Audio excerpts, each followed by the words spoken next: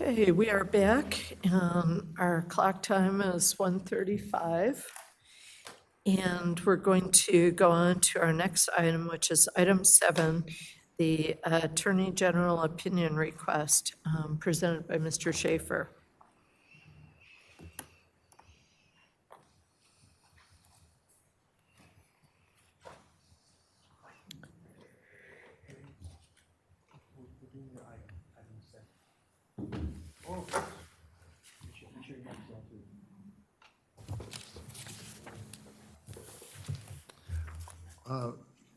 You ready for me? Yes. Yes, thank you. Well, ladies and gentlemen of the board, I have a rare thing for me. I have an item. I'm glad to announce that this item was filed for two issues that I felt the Attorney General ought to give us an opinion on, and we resolved the second issue on status of the tenure of a member of the board by a suit that was filed last week in the Superior Court of Sacramento County for hearing and disposition, which will probably be done by a motion for summary judgment. So we've already resolved that issue. But the first issue I think is most important. There's a statute called Government Code 10024, and it clearly says that every citizen has a right to attend any public meeting without having to disclose their identity. And that's all it says. Nobody knows whether they should identify themselves if they're going to speak up and tell the elected officials how to run their business. We've had a number of abuses where anonymous people online have used profanity and dealing with speakers they don't like. And I think there's a great interest in finding out just what Government Code 10024 means. Does it mean that the anonymity extends to speaking as well as attending, or does it only go to attending? I'm not asking the board to try to decide that issue. We're just a procedural body here. And I'm just asking the board to join with me in asking the Attorney General to give his opinion on it. No hurry. I think that's an alternative to filing an action in the Superior Court as I did on the other issue. So I feel we have an obligation to be concerned about these other issues that affect all of California because we are constitutional officers. There's only 12 of us, and we all are in line to be governor. If the governor is unavailable or out of the state or in a tragedy of some sort. And that's why I speak up when I see something I'm interested in with the DMV or with any branch of government. And right now, I see great inconsistencies between the Board of Regents and the 22nd District Agriculture Association that runs the horse races. All these other boards have different views on whether somebody can anonymously speak up and tell the elected officials what to do. You can't do that in the courts. In the courts, you have to identify yourself. If you have a problem about being stalked, the court will say, well, we'll keep it private. They grant you privacy, as would our chair. If somebody here wanted to be private, we would respect that. But I'm not asking us to decide that weighty issue. We're not all lawyers. We're just participants in the experiment in democracy. I think we really should just simply ask the Attorney General, what do you think on this issue? I think we'd be doing a service to all of California if we could get rid of the ambiguity in this way. And if we don't, I'll go ahead and do it in litigation. But the Attorney General, sometime within 6 months to a year, will come in with an opinion, and I think that would appreciate it by everybody. And I will abide by whatever he says is the law. I don't know the answer. I don't think any of us do, and that's not what I'm asking us to do today. I do want you to know that the board has considered our executive director, whether there's a Bagley King issue and whether I ask you to take it off the agenda or not. I don't think there is. I think whatever we put on the agenda or take off the agenda, we do that as a household keeping matter and not as a matter of an issue. And it's like what time we meet and do we change our location? These are all household matters, and I feel very comfortable it's not a Bagley King violation, but I want to know that our executive director and I have considered that. And I would just move that we refer this matter to the Attorney General. It's one issue instead of two, and see what he does with it. Thank you. Okay, thank you. And just to clarify, Mr. Schaefer is asking us to strike item 2 and just have only item 1 as the remaining. Right, it's only Item. item 1. Item 2 is I took off because that's now pending in the Superior Court in Sacramento County, and we'll get an answer on that way. Okay, great. So are there questions or discussions about this item? Uh-huh. If I could just. Mr. Gaines? Yeah, thank you for bringing this forward, Member Schaefer. I've always, in any government entity that I've served in, people had to identify themselves in a public hearing. And so I'm trying to figure out why people are allowed to remain anonymous and make public comments. And is there precedence for that? Well, I would say if you read Government Code 11124, which is at the bottom of that page, that opens up anonymity as far as attendance. And the liberal world has interpreted that to mean that opened us anonymity without guardrails. And I'm concerned over that when I see that the city council of San Bernardino had a black lady come in and identify herself and argue against the appointment of a person for city manager, and the next speaker was online, anonymous. And the next speaker was a gentleman, and the gentleman said, "Bitch, if you don't like what we're doing here, go back where you came from," and use the N-word. And that was so very offensive. That wouldn't have happened if the man online had been known by name. Now, they can use a false name. We can't cure all the things, but I think it's a step forward if we require anybody who wants to tell the elected officials. They know who we are. We all have name tags, see? They know who we are. As long as, now, if we're gonna have a homeowner meeting, I don't care. Everybody can be anonymous. But when you're talking to officials who go out and campaign and represent large numbers of people, and we're identified, it's not asking too much for them to say, "I'm John Smith at 44 First Avenue in Anchorage, Alaska," or say that I'd like to remain anonymous because my ex-wife is threatening to firebomb my home. We would grant that, you know. I think this is a step forward, and I agree with you. There's too much potential for abuse, and I don't know how it ever came to be the way it is. And I think the Attorney General ought to say, this is the way it is. Have you sought counsel of our legal counsel? Have you spoken to? I've spoken to a federal rights group, and they say it's ambiguous.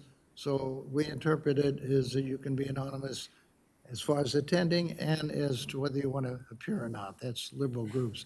I haven't talked to any attorneys about it. I do know that a lot of the bodies, like the Board of Regents, they require everybody to sign up. But if somebody would refuse to sign up, they might be allowed to speak anyhow if they, but going in, it's a secret that you can be anonymous. You are asked to fill out a form if you want to speak, and that's the way it's handled in most places.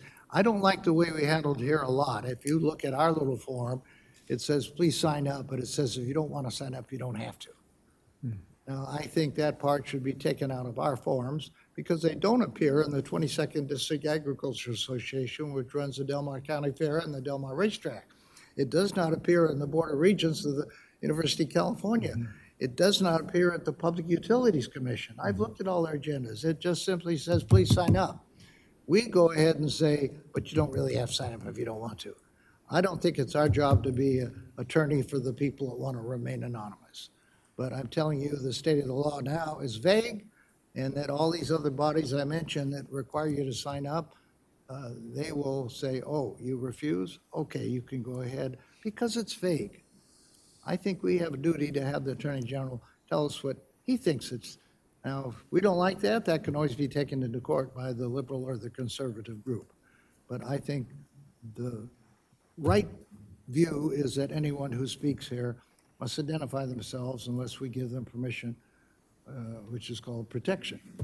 which our chair would do if anybody has good cause. I think it's wrong to have the judicial body does it one way. We are the executive body, we do it a different way. And, there's no reason for that except Government Code 11124 is vague.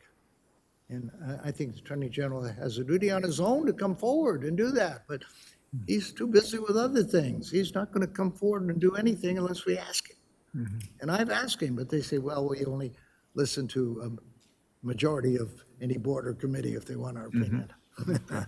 Thank you. Thank you. I'm wondering if our legal counsel could speak to it. Please. I'd like Have to hear their Mr. opinion. I'd like to Moon hear come my up. members' views too. Good afternoon. Richard Moon, Chief Counsel. So we have considered this question in the past, I think, at other board meetings. And it's our view that the Attorney General has, in a sense, opined on it in their materials that discuss the Bagley-Keene Act.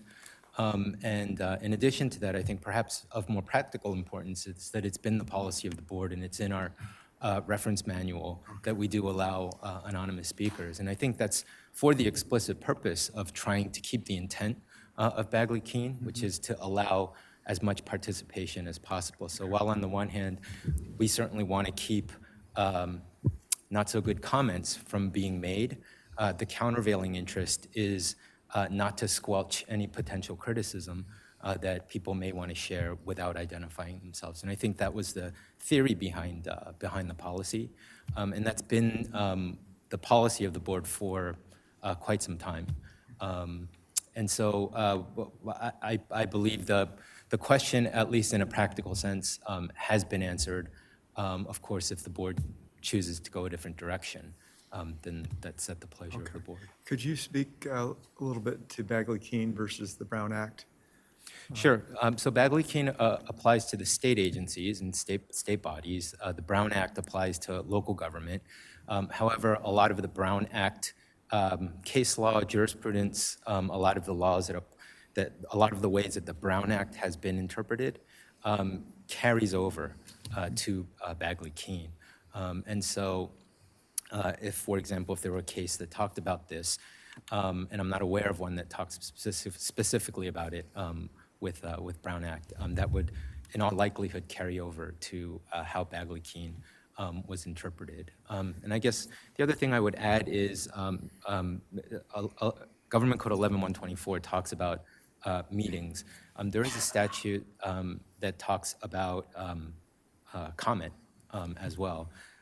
And that's very clear, at least in its intent, to allow as much comment as possible. It does not say whether anonymous comments are or are not allowed specifically, but I think it goes in line with the intent of Bagley-Keene. And again, how this board has interpreted it for a number of years. Okay. So are we following regulations or statutes?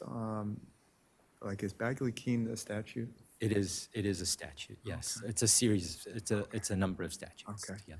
And it doesn't, the language doesn't provide a limitation in terms of having to identify yourself. No, there's no specific requirement that you identify yourself. Okay. All right, well, thank you, I appreciate that. Mr. Vasquez.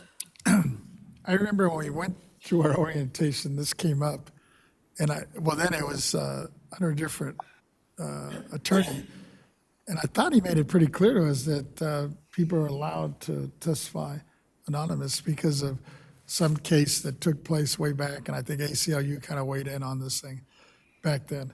And I know as a local elected, we constantly have folks used to come before us on the same issue. Granted, we were under the Brown Act, which I think is less stringent, than the Bagley-Keene, it sounds like, or it seems like it to me. Yeah, I don't know that I would describe it as less stringent. I think they're viewed very similarly to one another. So if there was some kind of requirement in in the Brown Act, it would in likelihood be carried over to Bagley-Keene. Yeah. So, and I get the issue on especially if somebody's just submitting some nasty comments without personally showing up. At the end of the day, are we required, or do we have to read them? To hear, no, that's a great point, Mr. Vasquez. So there are other methods within Bagley-Keene to not allow that type of a comment. So just as an example, if it's not within the subject matter jurisdiction of the board, it wouldn't be a comment that we would have to listen to. Just a follow-up, if Go I ahead. don't mind. So if someone was saying something inappropriate, let's say it was coming over the phone line, we could cut that off? Yes. Okay. Yeah, because locally, we've done that. And actually, I did it as a mayor. Sometimes I would cut people off, Right. especially when they're starting to swear. Yes. Or take advantage of, calling out one of the other members, right? Yeah. I'm thinking of my experience at the local level, Board of Supervisors. We had people sign up, identify themselves to speak, and then the legislature was the same way that's my recollection. But it's different here, and I think there's a precedent set here, and what you're saying is that, we're also serving under Bagley-Keene, so it's a little different than local government. Yeah, it is a little bit different. It is a little bit different, but I think the intent is the same. It's to have open meetings and have to have Yeah. as much public participation. Participation. Yes, okay. 1 minute, we'll get first scoops and then second scoops, please. Thank you, Madam Chair. I just had a question about the administrative procedural. If the Board of Equalization submits a written request to the Attorney General for an opinion on this matter, does this agency have to pay for it? So it depends. There's a couple different sort of methods by which we can ask for an opinion. I'll just call it a formal method and an informal method. The informal method, they're acting as our attorneys, and we would have to pay for that. So they're giving us advice, and the advice that they give would be subject to attorney-client confidentiality. So because they are like our attorneys and we are like their clients, they will charge for that. If we go through the formal method, there's a statutory provision that it would be asked under, and they do not charge for that. But they won't necessarily go that direction.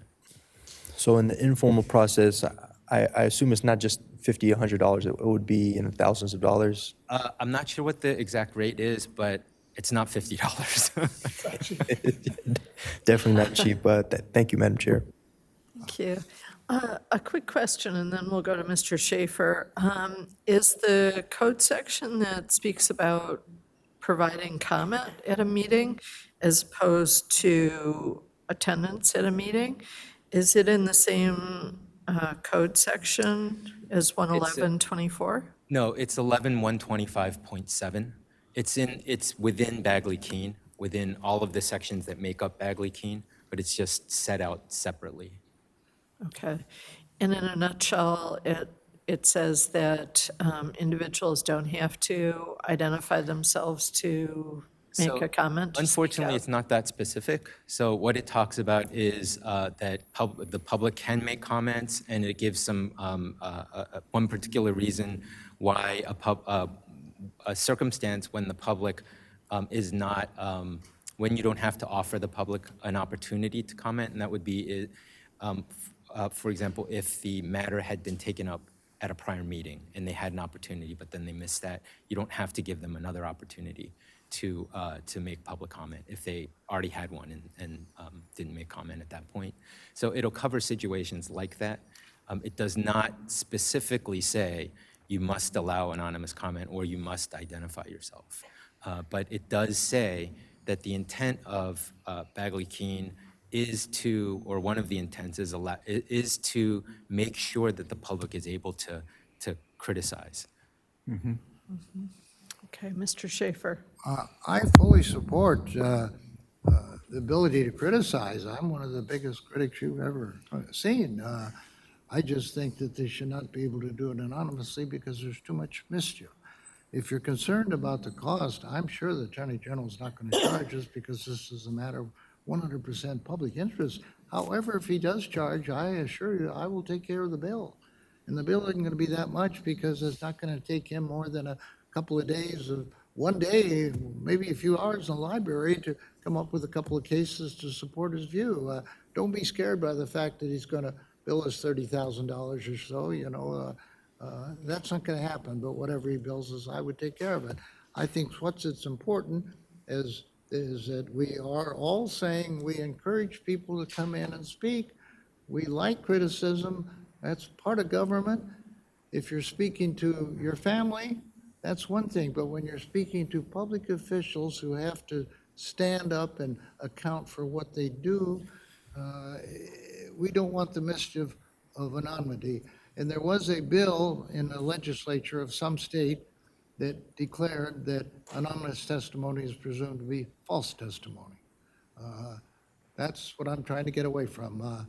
I'm surprised in the 100 and some odd years we've been doing this, nobody before Mike Schaefer has made us think about this.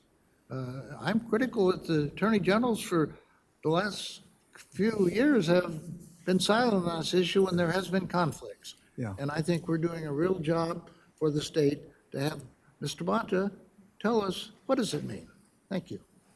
Thank you, Mr. Gaines. Yeah, thank you, Member Schaefer. Appreciate your efforts here. But just from my perspective, I'm not seeing a compelling reason to move forward for the board.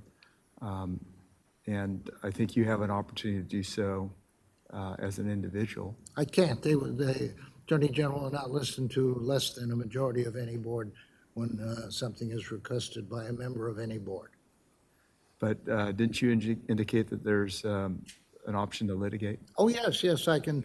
The action that I showed you today on the term limit question, that can be duplicated on this question, and I was going to proceed that way. It doesn't cost anything, and we get an opinion of a real scholar in the law who's a Superior Court judge. Yeah.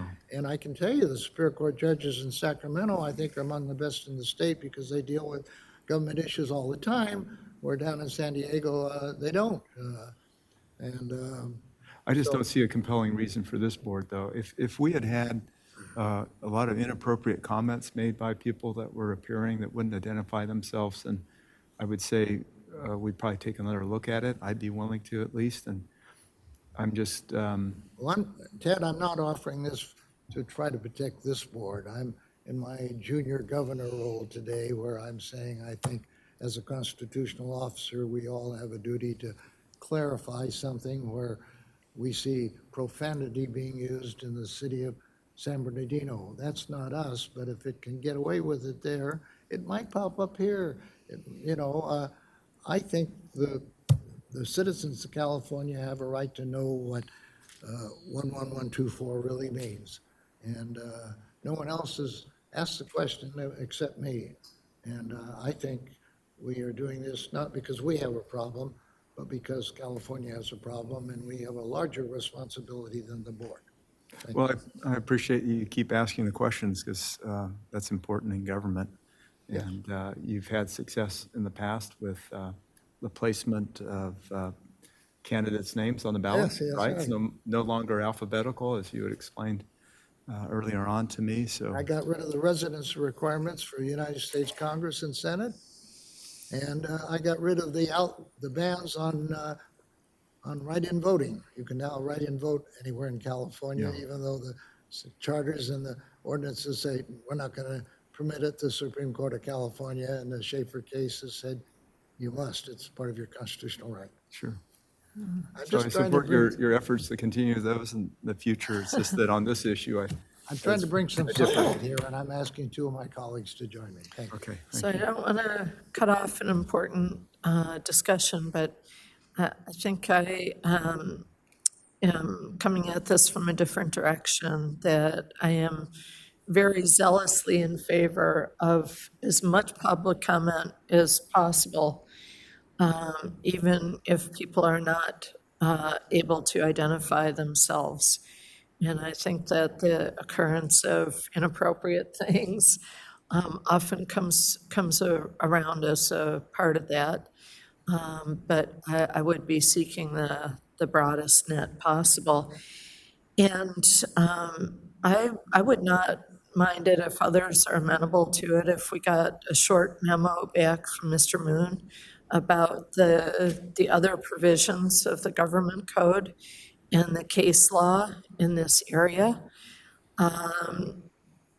I, I am not really interested in participating in an effort to ratchet down on public comment in a public meeting. But I think that it would be beneficial to have that clarified for us. So maybe that's a first step, is if we get a short memo back regarding that, and then see if there's what we learned from that. Mr. Vasquez? Along those lines, this would, I'm assuming, I think you touched on it already, that we already have the power to cut somebody off, basically. Yes, They that's start that's swearing or- correct. Yeah, and or going I after believe we one. have in the past. Yeah. Because that's where I would draw the line. At the end of the day, if somebody wants to call themselves, Joe Blow and come up and testify against us because of personal reasons or worried about somebody coming after them, I respect that. At the end of the day, it's all about just hearing their testimony, as long as it's on topic. Correct. Well, the way the courts do it is very smart. If somebody comes into a courtroom and says, Your Honor, I have some people that are after me, I'd rather not give my address, the judge will say, that's fine, we'll just keep it private in the, you don't have to give it, or so the granting of protection to a speaker is traditional in the courts, and it'd be traditional here. I agree with our chair here. I would expect her to grant anybody who asks for anonymity for some reason to grant that, because I too want to encourage more and more people. It's just the person that wants to get the microphone to cause profanity or something that they wouldn't do if we know who they were.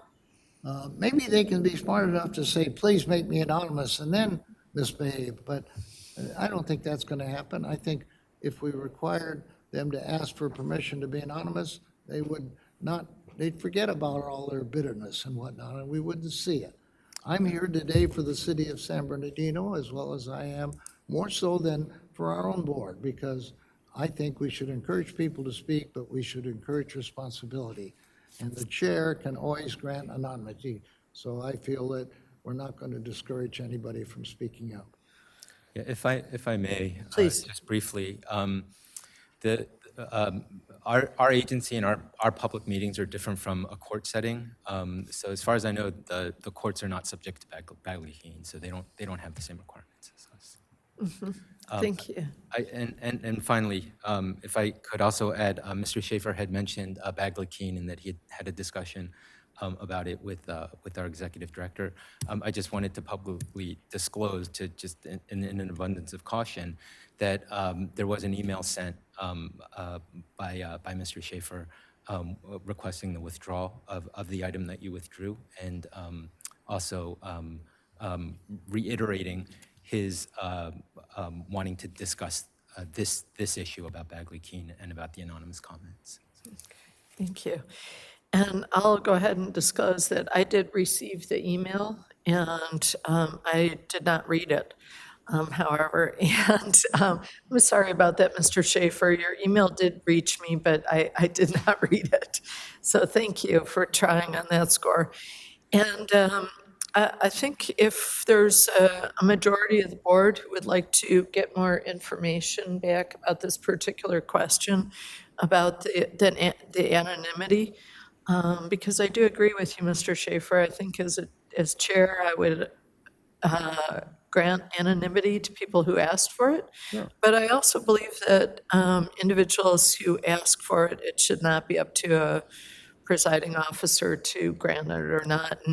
And during our days in the legislature, people came forward with many difficult problems that had their employer found out that they were at the legislature talking about what they did or did not get within the workplace, or et cetera, they could have really been in some trouble, and people have to be able to access their government. So we don't have to take a vote on this right now, unless to get a short report back. Would we need to have a vote to get that? I don't think so, as long as Ms. Stowers is okay with us doing that research, and we're happy to do it. I think it would, just a short report that would be a de minimis amount of effort and information to us, because I do think that Mr. Schaefer has landed on a good issue here. First day. And so we'll go ahead and do that if that's acceptable. Ms. Towers? Madam Chair, just to make sure that the record is clear, I suggest that you do a motion. Okay. Okay. So I'll, Direct the executive director to prepare a report regarding this issue. yes, thank you. So I'll go ahead and make a motion, if it's acceptable, to direct the executive director to oversee the preparation of a short report on the relevant government code sections and any easily accessible Attorney General opinions in this regard, so that the board can consider it at a future meeting. And would you like to second that, Mr. Schaefer, as a bringer I of would, this I item? would second that. Thank you very much.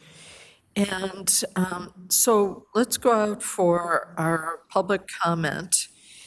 AT&T operator, would you please let us know if there's anyone on the line who would like to make a public comment regarding this item on the agenda? Anonymously, or they can identify. Ladies and gentlemen, if you wish to make a comment, please press 1, then 0.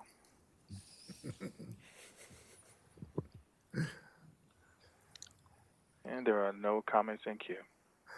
Thank you so much. So we're back to the board, and the motion from myself is to direct the executive director to oversee the preparation of a very short report back to us about the relevant government code sections, and briefly, any relevant case law to be brought back to the board. And then that was seconded by Mr. Schaefer. Could we put a 30-day or 60-day limit on it? I'm sure it'll be completed in the most timely fashion possible. So we won't drag it out. But we'll just get that back as a matter of interest for us. Thank you. Thank you. And Mr. Ketty, if you would please call the roll. Yes, yes. Chair Lieber, Aye. Vice Chair Gaines, Aye? Member Vasquez, Aye. Member Schaefer, Aye? Deputy Controller Emron. Aye. Okay, members, that item passes.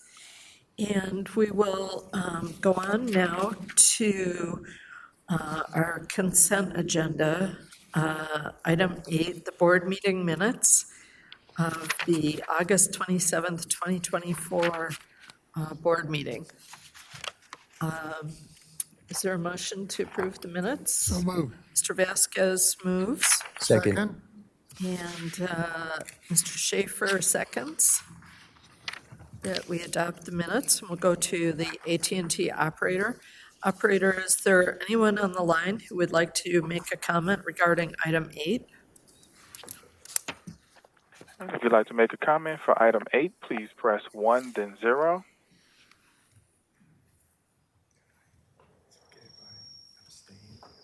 There are no questions in queue. Okay, thank you. We will bring it back, and there's a motion from Mr. Vasquez, seconded by Mr. Schaefer, to adopt the meeting minutes of August 27th, 2024. And Mr. Ketty, if you would please call the roll. Chair Lieber, Aye. Vice Chair Gaines, I'd like to abstain. I got sick and left that meeting early. okay, thank you. Member Vasquez, Aye. Member Schaefer, Aye? Deputy Controller Emron. Aye. Okay, that motion carries, and we'll go on now to our executive director's report, starting with item 9. Ms. Stowers.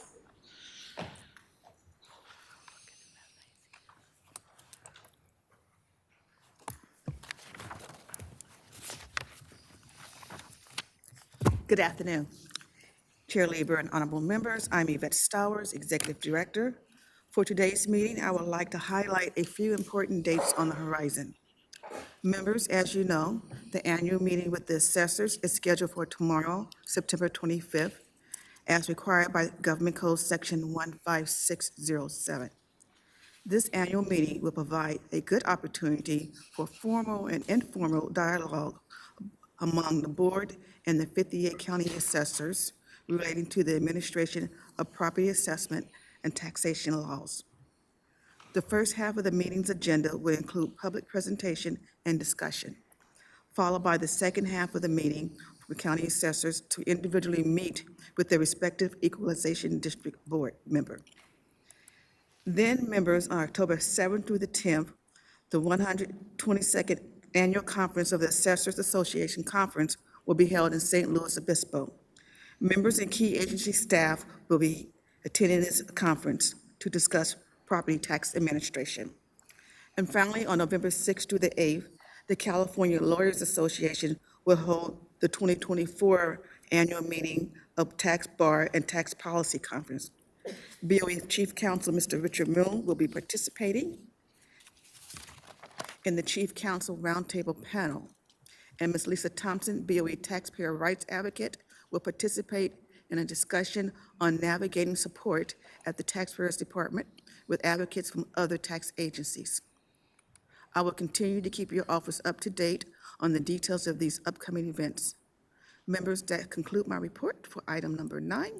My executive management team will provide updates on projects and operational priorities in their respective areas. Thank you, and I'm available to answer any questions. Okay, thank you. Any questions for Ms. Towers on this part of the report? Mr. Gaines? The assessors conference, the dates for that? I'm sorry, the assessors conference is tomorrow, the 25th? Yeah, okay. And then there's also was it a regional board I'm- meeting? I'm sorry, the assessors meeting is tomorrow. The assessors conference is October 7th through the 10th. 7th and 10th, Yes. okay. That's great, thank you. Okay, other questions? Mr. Vasquez? Thank you for your presentation, Ms. Stowers. And along the CAA conference next month, I'm planning to attend, and I just wanted to know, you mentioned, I guess you got several staff showing up. Do we know which committees they're going to be participating in, or any panels that, For Just to the be aware of- conference, they on staff, Mr. Young, Ms. Thompson, myself, Lisa, Ms. Renati, excuse me, and Mr. Richard Moon will be attending. We will be in a general session in the morning through the afternoon, and we will stay for the entire two or 3 days and participate in all of their committees that we normally do. are any of them going to be speaking on any of the panels? We're not speaking per se, but they will be picking, I'm sure, their brains. No, because I plan on going, I just wanted to make sure I wasn't going to miss out on the Oh. presentation. We're not keeping any secrets from you. Okay, Mr. Schaefer? And thank you, Madam Chair. I remember in the past, Controller Malia Cohen, as a board member here, would speak out of state as an invited guest at some very important events. The events you're mentioning here today are all in-state California events. Are there any national events around the country that deal with our work that we could send somebody to? Not to my knowledge, and there's a ban on out-of-state travel.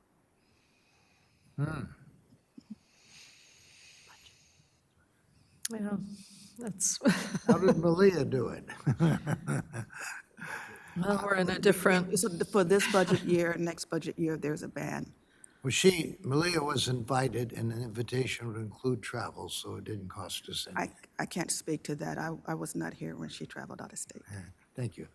If there is an appropriate place where our wisdom, I don't mean us, but I mean our experts working with you, could contribute something to the national agenda on what we're doing on protecting taxpayers, I would not want to miss that opportunity.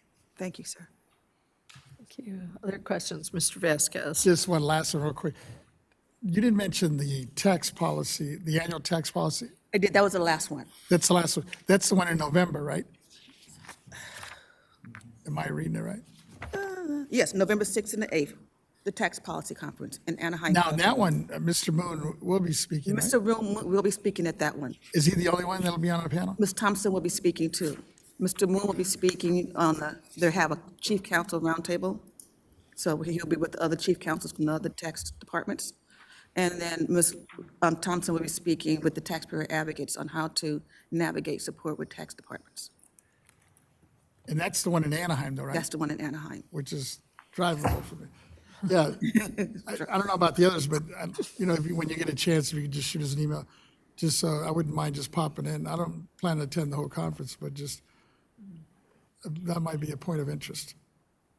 I can, when I get the details, I will send it to you. Thank you. I think in the past, board members have gone to that conference and mainly went to the evening reception. Great. Yes, thank you. Thank you. Excellent. Thank you very much. And, Madam Chair? Yes. Could I ask as to the meeting tomorrow, do we have lunch with the assessors? That's sort of traditional, or do you know? yes, we will have a coffee hour in the morning before the meeting begins. And our executive officer is very nicely providing refreshments for that. Is that here? That will be in the hallway right outside, and then we'll be having a lunch that is sponsored by myself as chair. So don't miss it. Yeah, I think it's going to be a very good meeting. Okay, well, we'll go on now to item 10. And I'll just note that the public comment on item 9 is going to be taken at the end of the meeting. We'll go to item 10, the 2025 board meeting calendar revision. Ms. Stowers. Thank you. Members, as you recall, last month's board meeting, the board approved the board's calendar for 2025. It has since come to my attention that the facility is unavailable for the March 5th date. This is the date that the board previously adopted. As a result, I'm requesting that the previous adopted March 25th, 25 meeting date be moved to Wednesday, March 26, 2025. Thank you, and I'm available to answer any questions. Okay, Mr. Schaefer. Ms. Stowers, I am really hesitant to put into stone a calendar for 2025 until it includes one meeting at least out of Sacramento. There's a reason that there is a statute or part of our rules that 3 meetings or 9 meetings at least must be held in Sacramento, and 3 meetings can be held outside Sacramento. I'm not saying we need 3 meetings or that they have to be in San Diego. I'm saying we need at least 1 meeting, and it being LA, something I could drive to instead of fly to.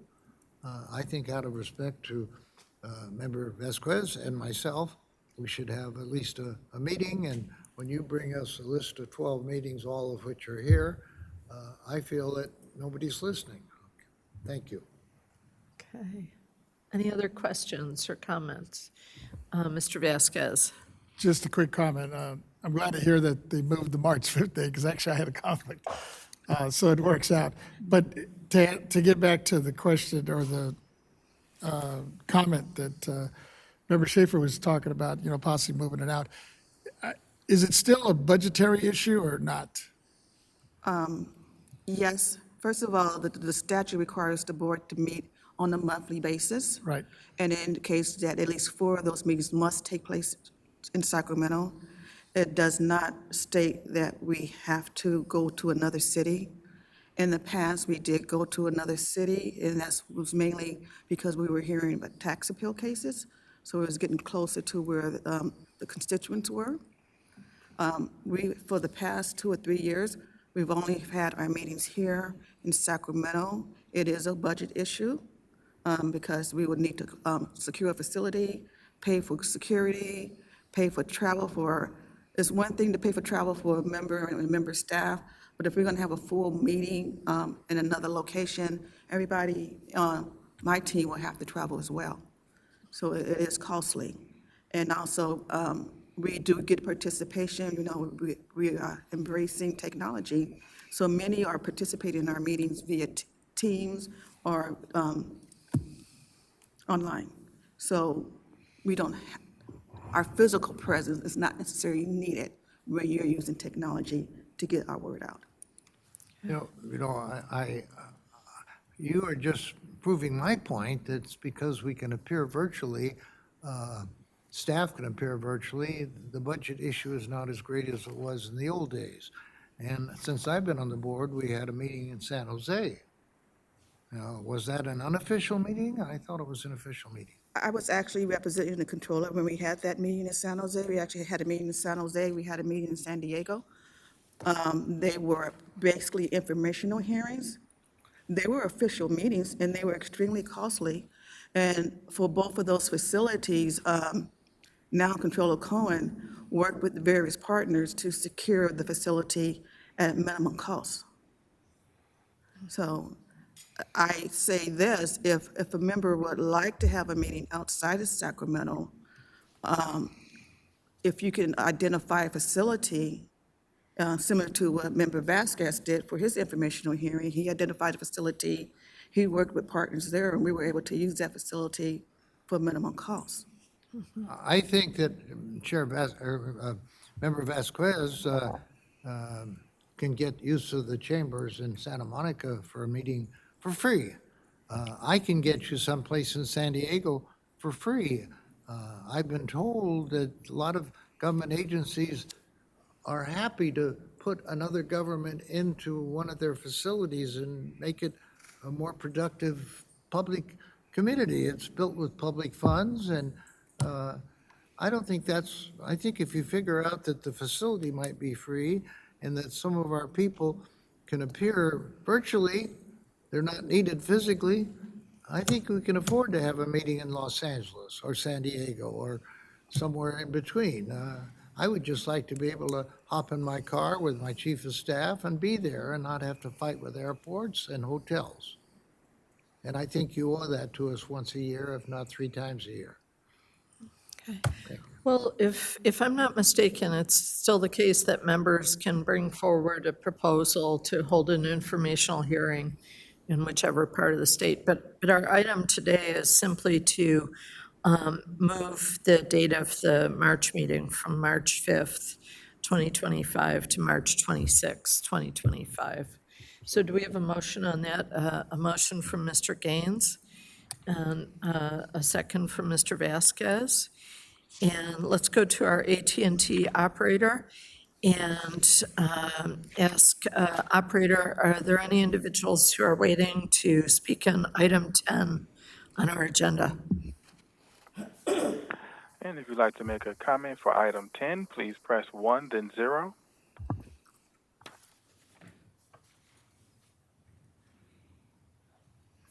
And there are no comments. Thank you. Okay, thank you. And I'll just indicate that we haven't received any speaker cards or sign-ups in the auditorium or written communications either. So there's a motion from Mr. Gaines, seconded by Mr. Vasquez, to change the March 5th, 2025 board meeting date to March 26th, 2025. And so we'll go ahead and call the roll on that one. Chair Lieber, Aye. Vice Chair Gaines, Aye? Member Vasquez, Aye. Member Schaefer, I'm voting no because I feel if we approve these things, it's set in stone, and I am still hopeful that sometime next year we can escape Sacramento for one day. okay, thank you. Deputy Controller Emron, Aye. Okay, the motion carries. And members, before we go on to item 11, which I think is going to be a little bit lengthier of an item, this would be a good time to take our 10-minute break. sounds good. So we'll take our 10-minute break at 2:24 clock time, and we'll come back at 2:34, which is actually 2:38 real time. Thank you. I see you.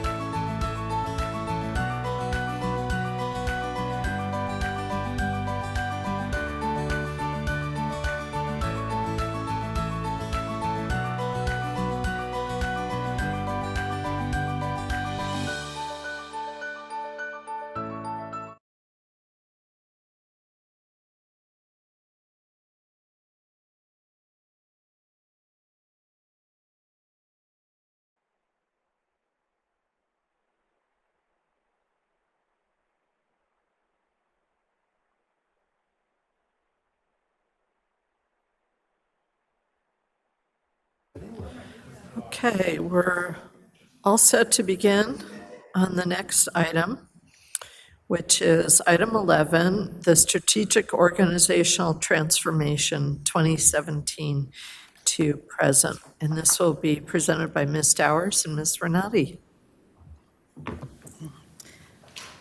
Good afternoon, members. I'm Yvette Stowers, Executive Director. At the March 19th, 2024 board meeting, I committed to the board that I would provide a written report on the internal assessments of the agency and highlight our plan of action that has been implemented by the team to ensure the agency has the necessary resources and infrastructure to fulfill our Constitution and statutory duties. For the past 5.5 years, the executive management team has reported monthly on the many achievements realized in our rebuilding and revitalizing efforts. Today, Ms. Lisa Renati, Chief Deputy Director, will be presenting an overview of the report that she and her team prepared. The full report is attached to today's agenda. This report outlines all the efforts into a comprehensive document and shows the tremendous success that the agency has accomplished since 2017 under the board's leadership. With that, I will now turn it over to Ms. Renati for her presentation. Okay, thank you. Thank you. Good morning, or good afternoon, Chair Lieber and honorable members. I am Lisa Renati. I'm honored to share with you today the State Board of Equalization's remarkable journey from July 2017 to present, as outlined in the report. As Ms. Stowers mentioned, this report includes our internal assessment of the agency. It highlights our plan of action and the steps taken to ensure the agency has the necessary resources and infrastructure to fulfill our constitutional and statutory duties. So let me first begin by returning to where we started and reminding ourselves of what the BoE was facing. In July 2017, the State Board of Equalization faced one of the most challenging periods in its 145-year history, when a budget trailer bill reorganized the BoE. Overnight, with the stroke of a pen, BoE's staff and budget were slashed dramatically. Typically, an undertaking of this size and magnitude, the restructuring of an agency, the creation of new departments, requires months, sometimes years, of long-term planning and strategies. But BoE was not afforded this luxury. Instead, we were left with no operational infrastructure and had to work with vacant or non-existing key organizational positions, and this contributed to low morale and a negative outlook by the remaining staff, causing many of the team to look for new jobs or simply retire. Then, on November 15th, 2017, as a result of a state personnel board audit of the periods prior to our reorganization, BoE's delegated hiring authority was permanently revoked. This meant that BoE was required to obtain approval from both CalHR and our service provider for every single step of the hiring process, which caused extensive delays of up to 6 months. The BoE's reorganization contributed to a major wave of senior staff and experienced managers retiring. Over 18% of our team retired. What's worse is as they walked out the door, so did their institutional knowledge and their expertise. And these retirements exacerbated our high vacancy rates and the lack of staffing in key operational positions. Then in January 2019, for the first time since 1882, we had a complete turnover of the district elected board members. The agency had the extraordinary task of onboarding 4 new members, establishing member offices, assisting members in hiring their staff to fill their vacant positions. And then 2020 came and COVID-19 hit, and suddenly we were thrust into a whole new world with stay-at-home orders, health precautions, mandates, fears, and a change in working from 100% in the office to 100% telework. And later that same year, November 3rd, 2020, the voters approved Proposition 19, a constitutional amendment that made historic changes to the property tax law. And finally, in addition to all of these major factors, it's important to note that during this whole time, several pieces of legislation were introduced to abolish the agency entirely. Looking back, the BoE has dealt with serious obstacles and headwinds. Some might even say the factors were insurmountable. So what did we do? The executive team performed an internal study of all operations, focusing on reshaping the organization from a traditional bureaucratic structure to a more agile and efficient flat configuration. This fosters responsive decision-making, enhances policy development, and strengthens succession planning. We identified two core challenges: addressing our workforce capacity and our agency infrastructure. Due to the high turnover and retirements, we had a large number of vacant positions, which caused unsustainable workloads for our staff. It was imperative that we focus on our workforce capacity, including strategies for recruiting, hiring, and training staff and managers, and that we also concentrate on knowledge transfer and succession planning activities to ensure we develop the next generation of property tax experts. We also recognize a challenge in our ability to function as a constitutional agency because we lack the necessary infrastructure. We didn't have a unified BoE headquarters. We needed to identify and restore gaps in our administrative positions and operations functions, and the loss of our hiring delegation with SPB severely hindered our ability to make any substantial progress. The agency's 5-year strategic plan was developed using simple building blocks to establish a strong foundation for BoE's rebuilding and revitalization. The plan was designed to address both immediate needs and long-term goals. And on this slide, you can see the 3 high-level goals with clear objectives that our strategic plan addresses.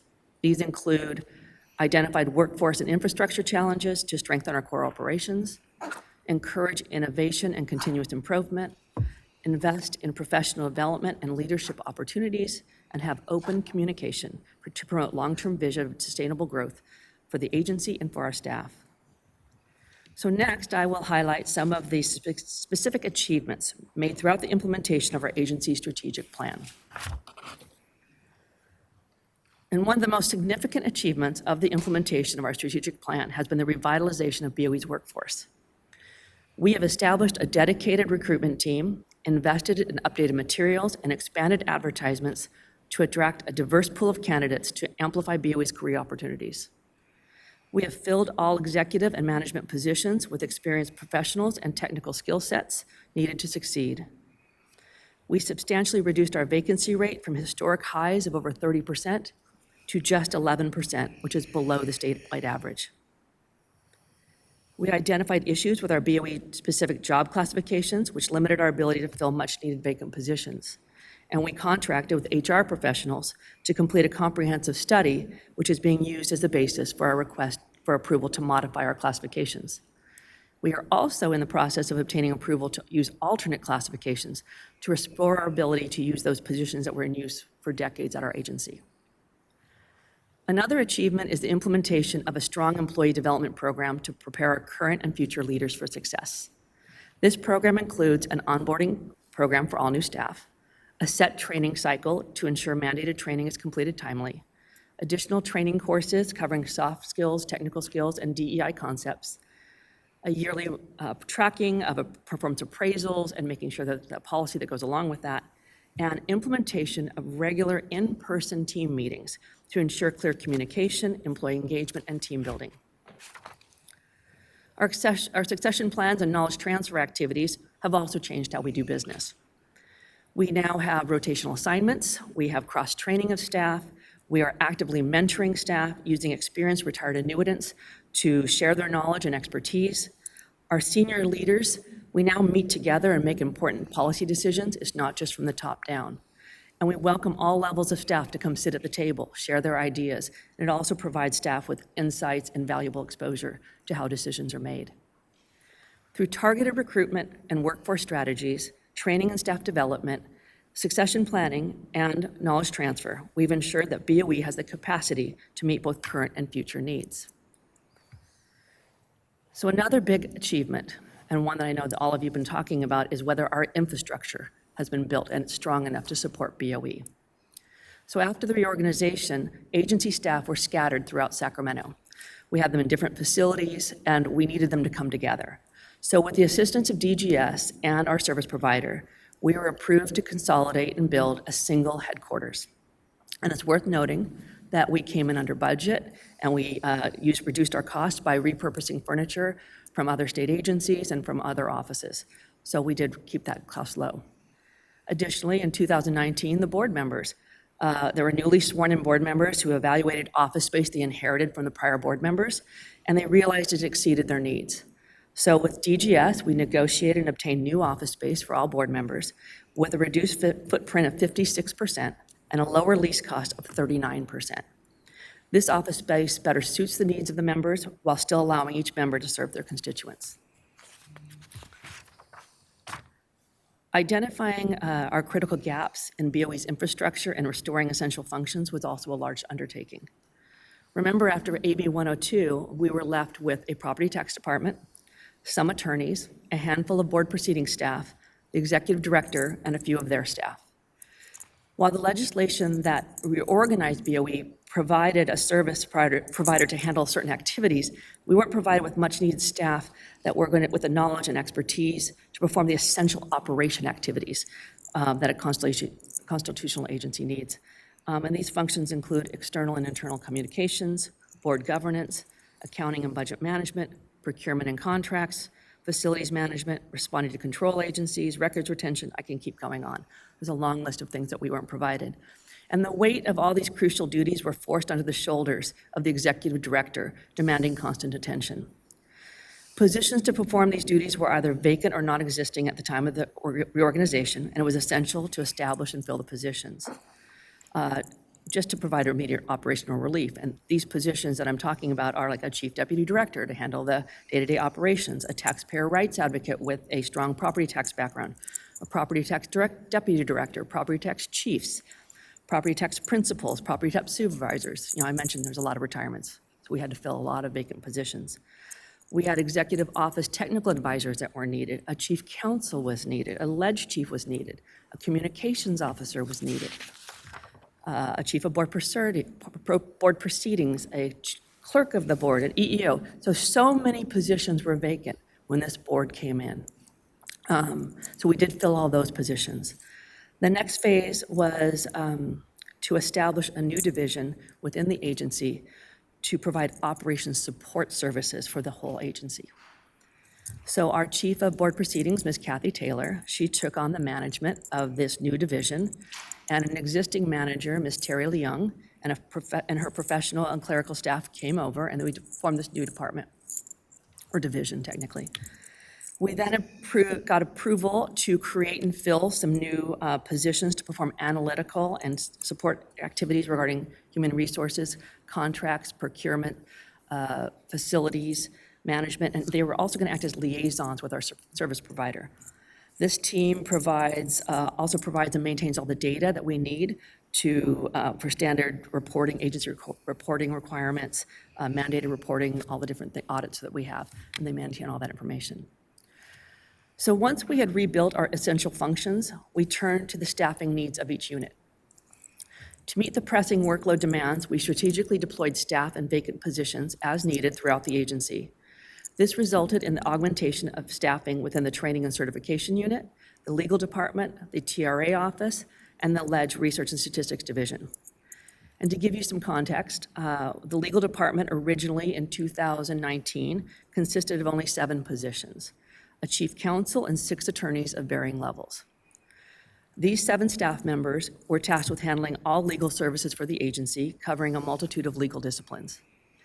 Fast forward to today, and the legal department has 14 staff. The chief counsel, 10 attorneys of varying levels as well, and 3 analyst professionals. So basically, we doubled the legal department.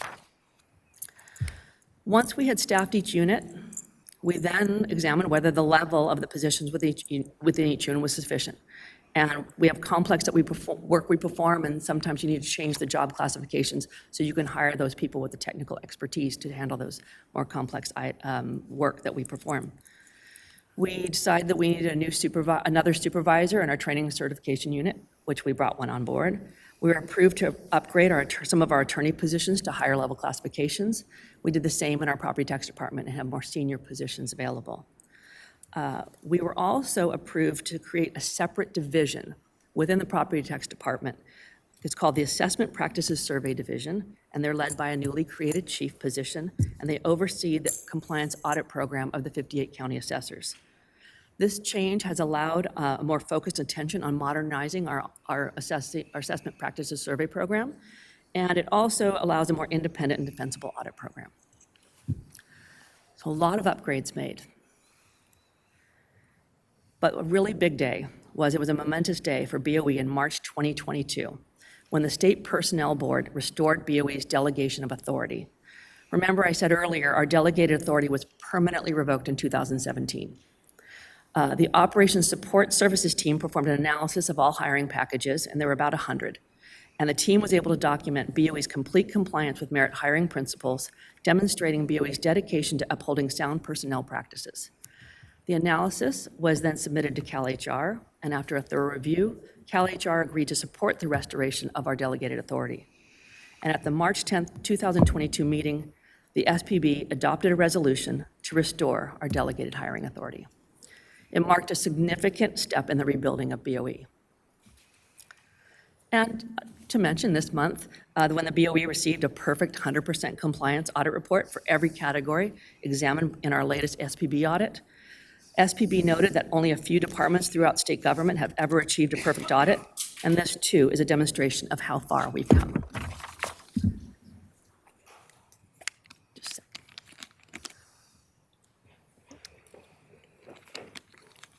So with outdated technology hindering our efficiency, a comprehensive technology plan was developed to modernize our core agency functions and property tax programs.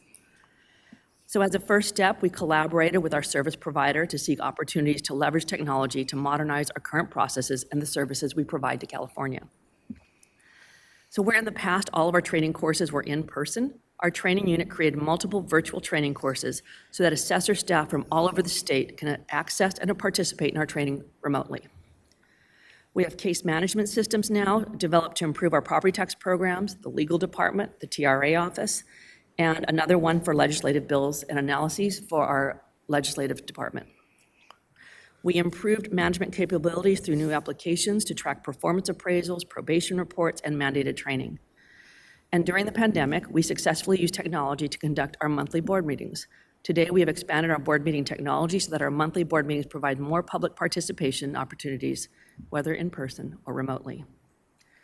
We also leverage technology to enhance our internal and external communications. Our public website has been completely revamped to include critical information on BoE programs, particularly about Prop 19. We've updated information on our current board members. We have access to our taxpayers' rights advocate services through our website and BoE career opportunities. Through this board's leadership, we also implemented a translate button on our website for non- or limited English-speaking audiences. We have also reestablished BoE's social media presence and continue to post current content that informs the public and taxpayers about property tax matters and amplifies our career opportunities. And we created a new agency intranet to increase employee engagement and communication. And we didn't stop there. We have also initiated a long-term IT project to replace and modernize the state assessed properties board roll system. In the future, we plan to build upon this project to incorporate successes and functions for other units, analytical tools, data warehouses, and a comprehensive case management system. And while we wait for that long-term solution to fully modernize the board roll, we are working with our service provider to develop short-term solutions to streamline the process and improve data collection. So members, I think as you are well aware, we all spearheaded an agency-wide initiative focused on process improvement, involving every single unit in the agency. The activities included the review and mapping of processes, performing detailed analysis for every change, gathering ideas from staff, from stakeholders, anyone who would listen, basically trying to improve our processes. And once we created the new processes and implemented them, we've continued to monitor them for continuous improvement. And the results of this initiative were pretty amazing. Our welfare exemption unit has streamlined its processes and modernized the application process to the point where the workload has become purely transactional. Where it used to take months and months to approve an application, if all the information is provided timely, the application can be approved in less than 30 days. Our legal entity ownership program has experienced similar successes and has noticeably operated with greater speed and accuracy, ensuring any changes in control and ownership of legal entities are processed promptly. Our Board Proceedings Division has made updated processes and created a tracking system for contribution disclosures, appeals, and ex parte notifications. And one of the units that can truly say they embrace change is our Training and Certification Unit. In fiscal year 2018-19, they provided training to 1,500 people. Due to their updated processes, just last year, they trained over 2,200 people. That's a 47% increase. These examples are just a sample of the success stories that our amazing team has accomplished by streamlining workflows, reducing inefficiencies, and modernizing their processes. And let us not forget BoE's statewide leadership role in implementing Prop 19. It also demonstrates our operational efficiency in administering California's property tax system. This board provided an open and transparent forum for collaborating on ideas and solutions with our partners at CAA, agency experts, stakeholders, the legislature, and the public. As a result, the BoE has developed necessary implementation legislation, created extensive educational materials for county assessors and the public, and helped Californians understand the new provisions on base year value transfers and intergenerational exclusions. We issued 30 letters to assessors, we published multiple fact sheets in multiple languages, and we built a dedicated Prop 19 webpage for this historic change. So the BoE's journey over these past years is a testament to the resilience and dedication of this board, our agency leaders, and our staff. We have shown that a clear vision and hard work can turn challenges into opportunities for growth. While the BoE's reorganization may have reduced the number of its programs and duties, this does not mean that it is any less important today than when BoE was enshrined in the state constitution in 1879. In many respects, the reason why the board exists today are the very same reasons that the board was conceived over 145 years ago. The importance of equitable taxation was and continues to remain relevant and essential. Through strategic planning and a commitment to service, the BoE has undergone a significant transformation to rebuild our agency infrastructure, revitalize our workforce, and improve and modernize our processes to meet the evolving demands of California's complex property tax system.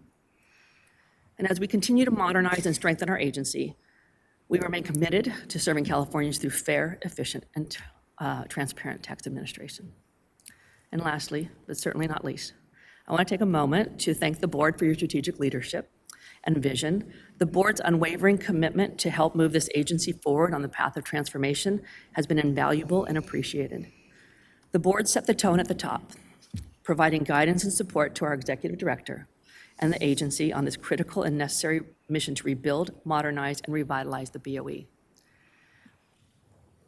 Despite all the challenges throughout this period, and there were many, the BoE, under this board's steady leadership, has successfully rebuilt and transformed the agency.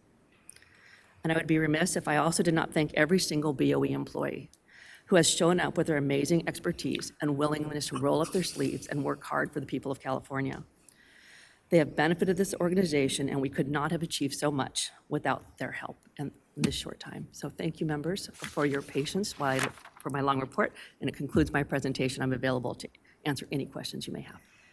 Well, I'll just take a point of personal privilege to thank you so much for this report. It was so heartening to read as a person who wasn't here in 2017, but was hearing about the situation of the board at that time. And I just want to thank so much the staff who have hung in there with the agency. And also the new staff who have been willing to come to the BoE and to help to write the next chapter of a story that's been going on since the real origins of our state. And as you said, the BoE is now known for transparency and efficiency and how it carries out overseeing property taxation in our state. And I would say also add to that the intellectual rigor that everyone who works here brings to their job, as well as compassion for everyone in our state. And it really is so amazing to have this report as a compendium of all that has happened. And I'm very, very, very thankful for the staff and leadership of this agency. And this tells the story in a very wonderful way. So, Mr. Vasquez. Yes, thank you, Madam Chair, and thank you, Ms. Renati. I know you weren't at the helm when we started this thing back in 2018, so a lot of it was kind of dropped on your lap, but I think you did such a fantastic job, especially with you and your staff. And I remember all of us when we came up here, or most of us when we were up here in 2018, as newly elected, we all looked at each other like, what are we getting ourselves into? Because everything we were hearing on the outside it was about abolishing this group. And look where we're at now, what's happened. I mean, just to have gone at the hearing, what was it, the hearing just last session, and hearing from elected officials who actually voted in favor of abolition, now saying, what were we thinking? I mean, why would you eliminate a body that's here to represent the taxpayers? And you laid it out right here perfectly. So many reasons why you wouldn't do it and why it needs to not only maintain, but to grow. And we heard earlier from our executive director talking about, how they're overwhelmed with everything that we're constantly throwing at you, which kind of feeds into the issue of we need to grow and we need to get more authority. And there seems to be the appetite with the legislators. So I'm really looking forward to this next year coming up. But going back to your report, I just had a couple comments or questions I had in especially in the legal division. You mentioned that we've kind of doubled since we started. And with the reduced staff early on, I noticed we were still able to accomplish quite a bit. And I'm really looking forward to the leadership of Mr. Moon now moving forward, especially since in the LA area, I'm going to be working hard, man. But at the same time, I think we're going to be able to work together on many of these issues that we're talking about. So really looking forward to that. On the property tax division, there's a lot that's been done. And even though as much as, especially I think Kim's here, Peter, you've done a fantastic job with the webpage in terms of making it so user-friendly. But as much as we're doing on that, I was at a chamber luncheon just last week in West Hollywood, and we still people don't even understand what Prop 19 was and the impact it has. So, it's such an uphill battle when we're dealing with some, especially new legislation, because many of these folks, and many of the folks that even voted for it, didn't realize the impact it's going to have on themselves financially, because they were smart enough 30 years ago to buy property, understanding that they're going to be able to will it over, and now they can't. But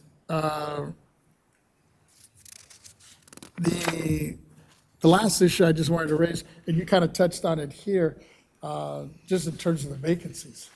I know when you first started, I remember coming to the first meetings, and it was kind of overwhelming, all the positions we had that were unfilled. And now we're at a point where I'm sure, and I know listening to the director earlier, I'm sure she's trying to figure out where can we come up with some more bodies, even though they're not in the budget currently. But please, as we move forward, especially on the strategic plan, as you see gaps, feel free to come back and share those with us, because we need to hear it from your end, because we're constantly telling you, we need this, not really understanding the day-to-day operations, and many times, and maybe not understanding the workload that all that entails. So I'm really looking forward as we move forward, and just kudos to you and the whole staff for what you've done so far. Thank you. Vice Chair? Yeah, thank you. Those are great comments by Member Vasquez. Thank you. And just a couple areas. I wanted to highlight this State Personnel Board, recognition of 100% audit compliance. I think that's just a huge accolade and something that we can aspire to in the future. Just so excited in terms of how we've been able to work on, website enhancement, and we've got such a great team, and want to thank Peter for his, all of his efforts in making sure that we're communicating with our constituents. A website that has so much more information, the ability of our constituents to have questions answered on Prop 19 by simply going to the website. And then the transformation of staff. Member Vasquez spoke to that, but that's been a focus really from the beginning, right? To make sure that we were able to get as close as we could to full employment, and 11% is low by state standards, right? It is. So, yeah, thank you for pushing that continually, month after month. And then the challenges with class participation and meeting those challenges, and having 47% increase in class participation is just so exciting. Remembering our taxpayer rights needs with Lisa Thompson and her team in terms of making sure that we're listening to our constituents on that front. And then our closer relationship with the Assessors Association, which I think fundamentally changed in 2017, because we're focused on property. I mean, we have other responsibilities, but there's so much focus on property taxation and making sure that we're doing it right, and that we're collaborating with our state assessors, county assessors statewide. And then I think it'll be fun for us to talk about in terms of, what's the vision for the future? Because if you look at the Board of Equalization historically, we have a constitutional duties, right? And that's how it started in the 1870s. And then additional responsibilities were added to the agency for them to provide oversight. So I see that happening again, as long as we can maintain confidence with our constituents and with the legislature. We want to make sure we're communicating our role of the BoE, and we have a whole new class of legislators coming in, and I think, we can talk about outreach to them in the next year. But I think as that confidence is gained, we have this oversight ability where we might be able to help out and make sure there's accountability in government. I think we all believe in government. I think we all want to make sure it's implemented in the right way, in terms of doing it well with expertise, and doing it in an efficient manner. So thank you. Thanks to the whole team. It's done a great job. And Mr. Emron, and then Mr. Schaefer. Thank you, Madam Chair. I want to echo my colleagues, all my colleagues' remarks here. When you put it on paper, it just shows a remarkable journey from BoE 1.0 to the restructure, and now I call it the Renaissance era. It's the rebirth of the Board of Equalization into really just an amazing taxpayer-focused, citizen-focused, constituent-focused organization. And I believe myself and the controller both, we think it's one of the most efficient, adaptable, and lean organizations in all the state government, at the forefront of tax policy and administration. Really happy to hear about the EEO office. I really believe in diversity, and I think this is one of the most diverse teams that I've ever been a part of. And not just in terms of thought, but just everyone that brings to the table, right? So I think that's been incredible getting through COVID, being in this new building, and also just really, really happy to hear about the welfare exemption, the 30 days or less. I think that's an incredible feat when we think about the most pressing need for Californians and taxpayers is building housing, and I think we're doing our part in that fight. And then also the State Assessed Properties Division, I want to give a big kudos to them, always behind the scenes doing the work and making sure that we're coming to fair and equitable agreements. So it's just been incredible, and I really want to commend all the agency and all the members here just for your steady leadership too in this process. I'm really, really looking forward to what's to come. It's been a 150-year plus history of Board of Equalization, so what does the next 150 years hold? And us doing our part in passing the torch to a new generation of property tax leaders. So thank you, Ms. Renati. I want to thank Executive Director Stowers and the entire team for report well done. Thank you. Thank you. Mr. Schaefer? Thank you. Ms. Renata, you got a remarkable history that you shared with us here, and I appreciate the job you've done on it. And you make room for both people who identify themselves and people who are anonymous. I'm a little skeptical of anonymity, but you know that. I do have one problem, that I like to be efficient, and you are trying to reduce our inefficiencies. I don't think there's any realistic need for either Member Vasquez or myself, who both are more than 500 miles away, to maintain a active office here. We have an active office in Southern California where we meet with people. We're always going out to events and speaking, and anyone that wants to bend our ear, we're available. Meet them over coffee or in our office in our district.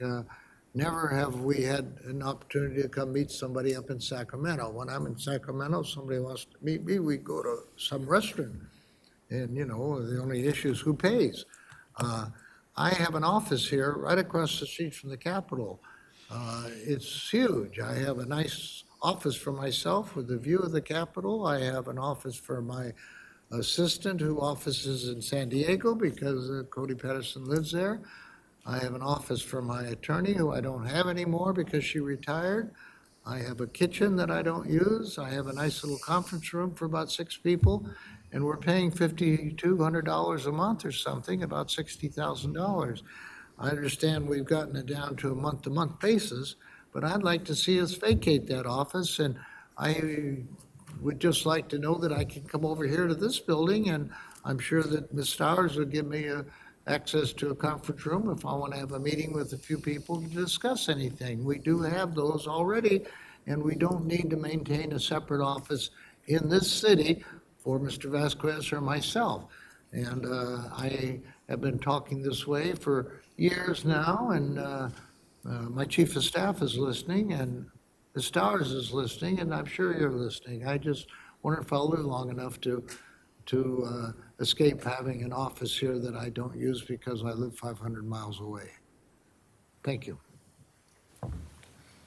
So, Madam Chair, I would just say that I use my office up here, and I have staff here that I think would rebut that. So I just, for the record. I wasn't aware of that. Well, before Yeah, we you make get it sound like we're not too utilizing it. lengthy We of are. a colloquy here, we'll just say that the point's well taken on Mr. Schaefer's experience, and maybe we'll get something going on that.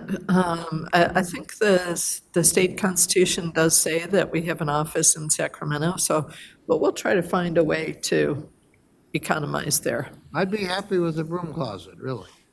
Okay. Broom closet it shall be. Comment just. Mr. Gaines, Just to briefly. clarify, we reduced our office space to about 1/3 of what it was when I was elected. And then we did have a second office in Southern California, which we have closed down. I do have a constituent services person that lives down there. And we're able to provide all the services that our constituents are wanting. So I do believe we ought to be taking a look at our expenses and doing what we need to do to make sure we're right-sized. So, thank you. Yeah, that's great, and it's good to see the board stepping up as well.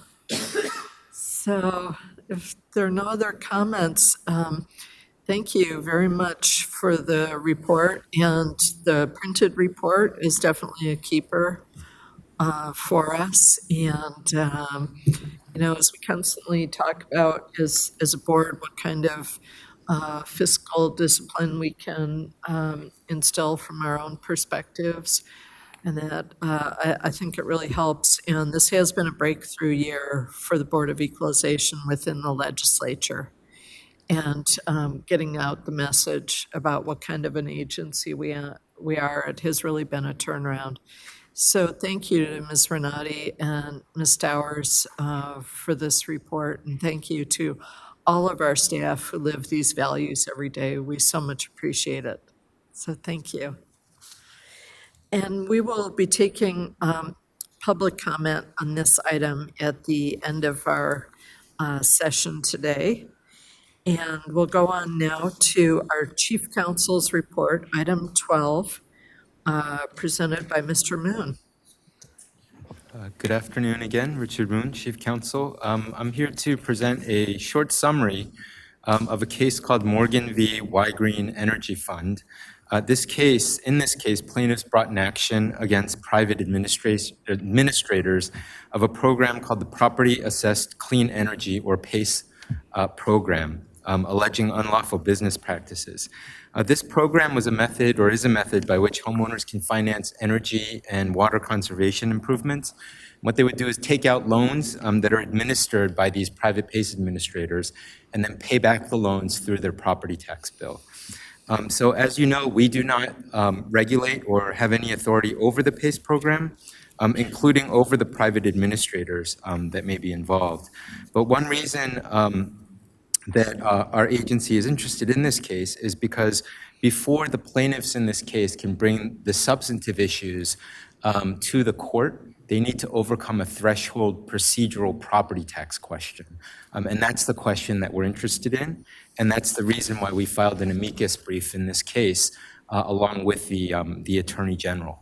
And so that threshold procedural question, it's essentially whether the plaintiffs are required to file an assessment appeal at the Assessment Appeals Board prior to their filing suit on the substantive claims.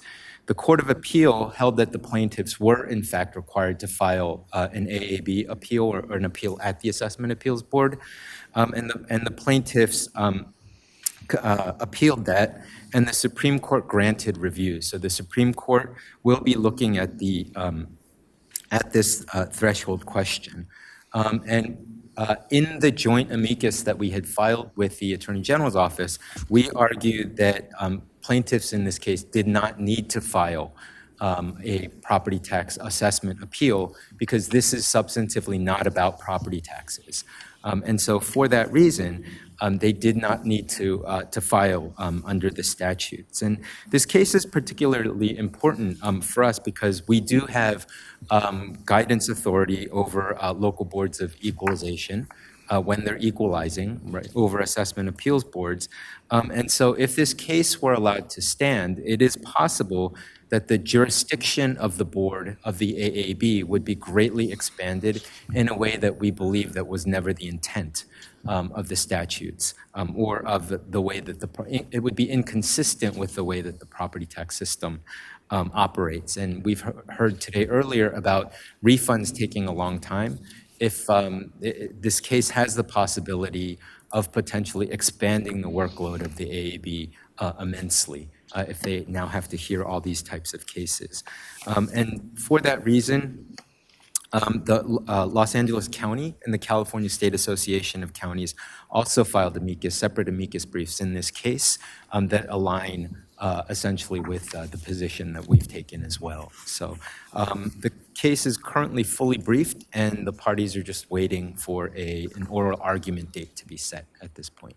So I don't know how long that will be before our oral arguments and before a decision is issued. And I'm happy to take any questions. Okay, questions, Mr. Emron first, then Mr. Gaines, and Mr. Vasquez. Thank you, Madam Chair.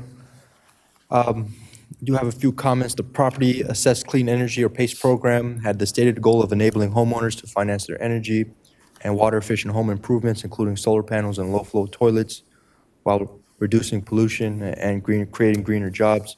The loans, as you mentioned, require government approval because they're repaid as a line item on a homeowner's property tax bill. California is home to the most residential PACE programs in the country, and what was meant to help California families make important improvements to their homes, their most valuable asset, turned into a nightmare for many, especially the elderly and non-English speaking homes who were targeted with predatory loans and under the guise that this was a free government program. Families panicked because they didn't understand what they were getting into, and in many instances couldn't afford to pay back the lien placed on their homes.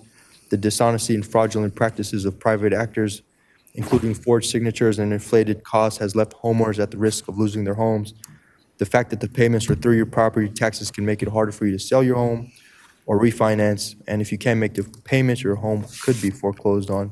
So before signing a PACE contract, the controller and I urge all Californians to educate themselves with this program and take the time to understand what it is exactly offering, and most importantly, what it isn't. And also for watchdogs like the Board of Equalization, the Controller's Office, the Attorney General, to go after bad actors when they are deceptive, when they are falsely advertising, and when they misrepresent what the PACE program actually is. So I want to thank you, and I understand you're saying that we don't have any regulation or authority, but I think it's important for the board as watchdogs to be up to speed on what exactly the PACE program was and some of the bad actors that have been involved in this. So good luck in your amicus brief as well. Please keep us updated as you move forward. Thank you. Thank you. Vice Chair Gaines. There's been a lot of controversy about some of these loans and things as they relate to solar. And I've heard a lot of complaints from constituents over the years where they're on a lease, and then when it comes to selling the house, they got to actually pay for the solar system. And it just seems that there needs to be maybe a legislative remedy to have that ability for that lease to be transferred to the new owner. But the examples I've heard, it's a nut that the seller has to crack, and that might be $10,000 or $20,000 they weren't expecting. And if there's not a whole lot of equity in the home at the time of sale, that creates a real problem. So I just wanted to make that statement. Thank you. Mr. Vasquez.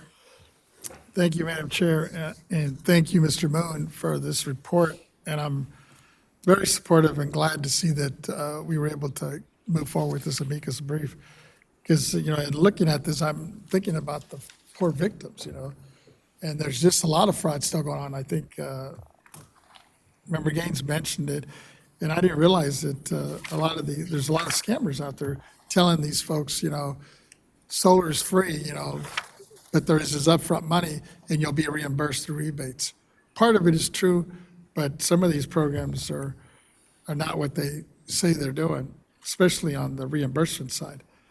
I was just wondering, especially now that we have this amicus out and this information, and I guess maybe it might be a question for Peter Kim, is getting this out on our website to make sure people are aware of it. Because I'm just thinking of a lot of the seniors and homeowners that are out there that are still being contacted or pursued or lobbied real hard to put in this great solar program, only to find out that at the end of the day, they don't own it, even after making the investment that they thought they made initially. So I don't know what we can possibly do. One, I'm thinking maybe a link of some sort that kind of shows our position and what to be aware of and how to navigate, how they can navigate this situation so they don't get caught up in one of these scams. Right. So the specific issue in the amicus brief, it's really a technical threshold for tax geeks, if you will. So I'm not sure that will be helpful to taxpayers, to sort of your average taxpayers in their sort of average situations with these kinds of situations. But I think you're correct. What sort of links and those kinds of things that we can provide, I think would be an issue for Peter and the executive director. Appreciate it. Okay. Through the chair, if I. Yes, go ahead. If I could, Mr. just, Gaines.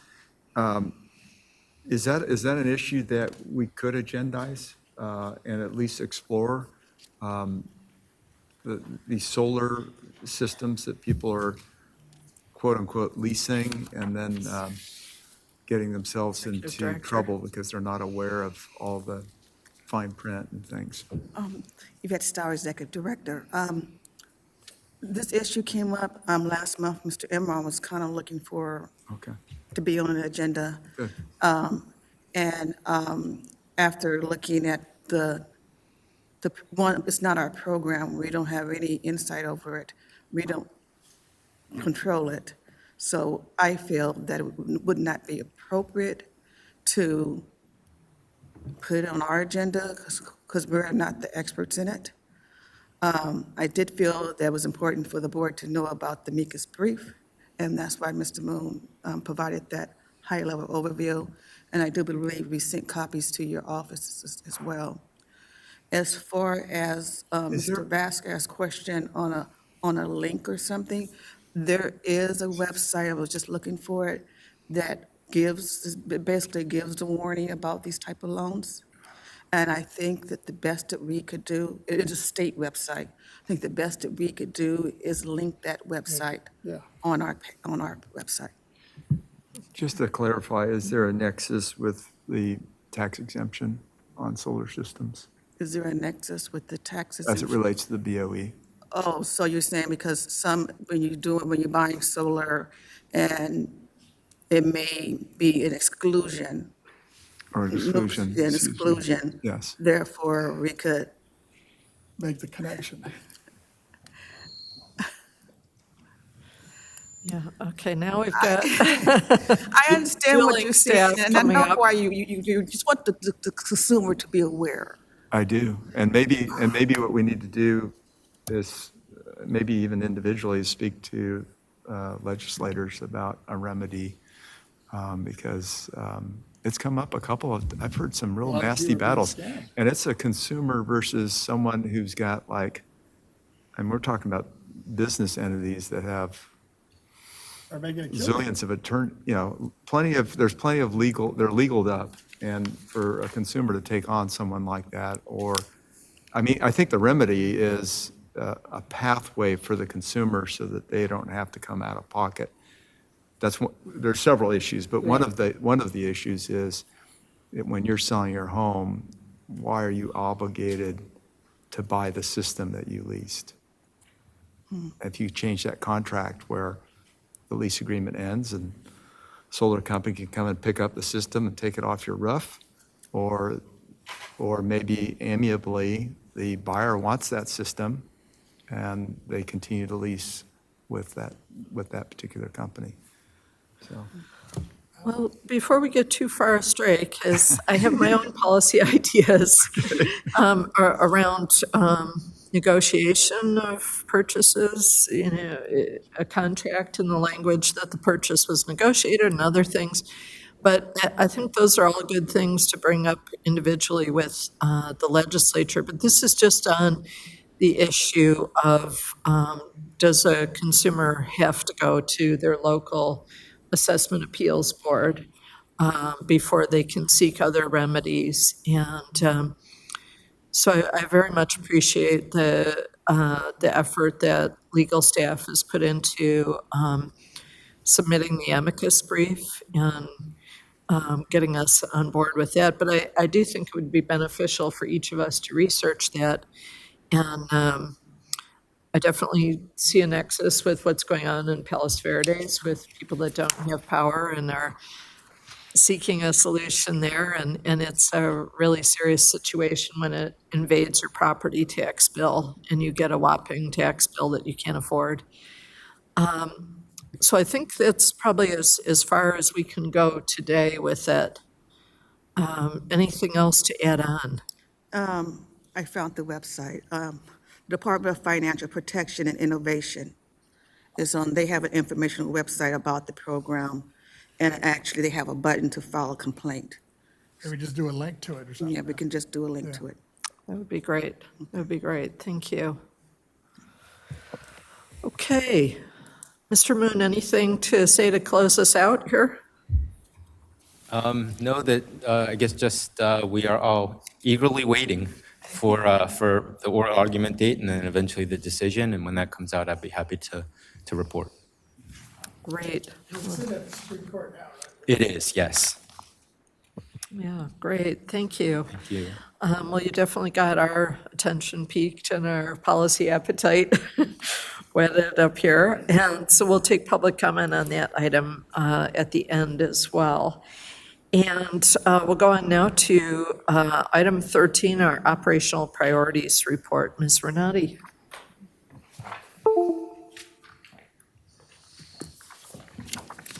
So Chair Lieber and honorable members, again, I'm Lisa Renati, Chief Deputy Director And if you will indulge me today, I am going to, for Operational Priorities Report, I'm going to report on our recently issued State Personnel Board Compliance Review Report of the BoE. The State Personnel Board, they periodically perform routines of agencies and departments on a 3-year cycle. The goal of the audit is to ensure that state agencies' personnel practices comply with civil service laws, rules, and policies, and to protect the integrity and the merit hiring of state employees. An SPB audit can cover a broad range of topics. Typically, items reviewed are mandated training, examinations, our recruitment policies, our recruitment and our hiring practices, performance appraisals, compensation and pay, just a whole myriad of different items they can test you for. And the SPB does publish this on their website. All the reports are there. And I'm proud to share that BoE has received a perfect 100% compliance report in all areas examined by the SPB. And SPB, the audit staff themselves, noted that BoE is one of the only few departments throughout state government that has ever met this achievement, and we are currently the only state tax agency to receive a perfect audit. So it's a momentous occasion for us. It's a direct reflection of our hard work and our dedication over the years. And on behalf of BoE, I want to acknowledge the professionalism and collaborative spirit demonstrated by SPB's Compliance Review Unit throughout the whole process. I also want to thank our appreciation and our thanks to CDTFA, who's our service provider, for their invaluable expertise, their advice, their guidance, and their continued partnership. And lastly, I want to thank you, the board, for your continued and shared commitment to supporting the agency's efforts to comply with all statutory and regulatory requirements and hiring practices. And we look forward to further strengthening our compliance efforts and upholding the highest standards of public service. So we're very proud. They used to have colors, so they're not all green. So when you look at the report that's in front of you, they're black and white, but it'd be more exciting had they used to be green. But you'll go through, see in compliance. So in compliance is an A. Thank you so much. Comments, Mr. Vasquez? What can we do to send this over to some of our friendly legislators out there? Well, you're the leaders of the agency. You can take it forth with you and bring it forth. It's online, so all the information is there. That's great. So yeah, now we just have to keep it up. So that's what our repeatable process is that I talk about every month in my operational priorities reports, are just making sure we can repeat this work and continue to receive good scores. Well, we don't do it for the scores, obviously, to do the good work. Is this something that's on the website too? It's on State Personnel Board's website, yes. No, our website. It is not on our website. It's not something we typically would put on our website because it's our hiring practices. Oh, I see. Mr. Gaines, did you have a comment? I do. Are you done? Yeah, great, thank you. Yeah, I think this is big, and congratulations to our leadership. Really appreciate what you've done. We've made huge strides, and our ability to continue this, I think, is the challenge now, right?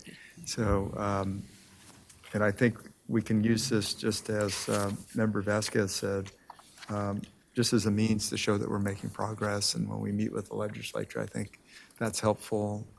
And again, we've got a lot of new members coming in, so they don't know anything about the BoE, and we have an opportunity to tell them about the progress we're making and our opportunity to work with them collaboratively. So, Definitely. thank you. That's great. Mr. Emron? Yes, thank you, Madam Chair. I just want to also give my flowers to everyone involved in this process. It's a really big deal, so just everyone keep going, and that the work is showing clearly. Thank you. I have nothing. No comments? Yeah, I'll just add on to say that there are so many actions behind getting something like this done. So congratulations on this success. And we really appreciate your efforts that went into this for the entire agency.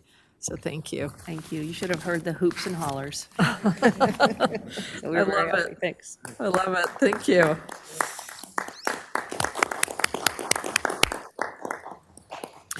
And so we'll go on now to item 14, which is our Taxpayers' Rights Advocates Office report by Ms. Thompson.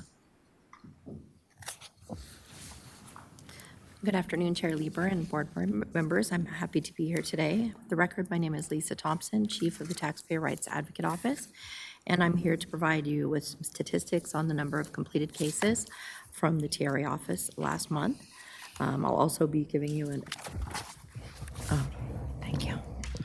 I'll also be giving you an update on some of the work that has been completed since the August Taxpayer Bill of Rights hearing. So as far as completed cases, we completed 31 cases last month. 11 were in Vice Chair Gaines's district, District 1, 7 in Chair Lieber's district, District 2, 7 in Board Member Vasquez's district, District 3, and 6 in Board Member Schaefer's district, District 4. 6 were from the administrative category and 25 from the valuation category. The memo that is attached to the public agenda provides additional details on the topics. However, the topic with the highest number in the administrative category was 2 completed cases from creating and mailing of tax bills. And for the valuation category, the topic with the highest number was exclusions from reassessments at 8. Of those 8 exclusion cases, 5 were from transfers between parents and children, and 3 pertains to base or value transfers for seniors. I'd also like to inform the board members that our office had reached out to each person that submitted written comments at last month's Taxpayer Bill of Rights hearing to thank them for submitting the comments, and also providing a link to the webcast in case they were not able to listen to the board meeting at the time. Our email identified the beginning and ending timestamp of the webcast where the written comments were read into the record, as well as remarks being made for those comments. Additionally, for the taxpayer that had concerns about taxes on his vessel's boat and tax on alcohol, we provided him with information about the assessment of vessels for property tax purposes, as well as for the alcoholic beverage tax. As to the reference for the specific R&T code sections that specify the 20 cents per gallon for wine and 30 cents per gallon for sparkling wine. As we complete our work for taxpayers that submitted comments orally at the meeting or in writing, we will update you at future board meetings as those are completed. And that concludes my update. I'm happy to answer any questions that you may have. Thank you. Any questions? Mr. Vasquez? Just kudos for all the work you've done, and especially, your Taxpayers Bill of Rights hearing that took place just last month. Heard nothing but good things about it. The only question I had, or comment, I guess, is, and I was looking at the little brochure you handed us last time. We were looking at the report itself, which I think was great. But maybe I overlooked it. It looks like there's links for websites, but I didn't see a phone number. Is there a phone number on there somewhere too, where people can call if they wanted to call, for those that maybe don't have access otherwise?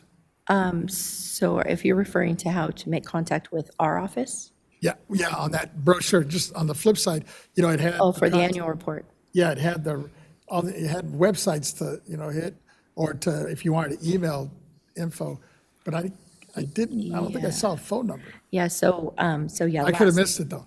Yeah, no, so the last month, that we would have attached the actual annual report to the public agenda notice, since that is the basis for the Taxpayer Bill of Rights hearing. There are links to various things actually in that annual Bill of Rights hearing, but I'm not sure if the links stayed for that agenda item, but we do have contact information for our actually office. It'll have a web contact and location, as well as a phone number, and sorry, I don't remember if it's on the inside cover of the back or if it's on the back, but it is in there. Also, our agency's website, we have on just about every page, there is a pretty big button now for the Taxpayer Rights Advocate, so people can find out. Mr. Kim made that substantially larger several years, or maybe a couple years ago.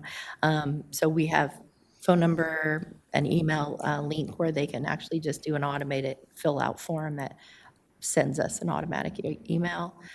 So that's how they can reach us. There's actually also an address if they would like to write us a letter, but we only get a few letters, but we still get them. So, yeah. Thank you. Okay, thank you. Any other comments, questions? Seeing none, Thank you so much. We'll try to get District 2 up in the numbers Finally. next time. I see that. And members, we have about 45 minutes of content left. And I think we're just about due for a 10-minute break for labor right now. So, Ms. Towers, should we take the 10-minute break now or keep going? Okay, we'll keep going. And our next item, item 15, is the Property Tax Deputy Director's Report. Mr. Young. Good afternoon, Chair Lieber, honorable members of the board. For the record, my name is David Young, Deputy Director of the Property Tax Department. So today for you, I have 3 of my standard reports. The first 2, the letters to assessors and appraiser training and certification, will be given by Ms. Schultz, and I will follow that up with what's going on in the State Assessed Properties Division. So if you're ready, I'll have Ms. Schultz give the first 2. Please.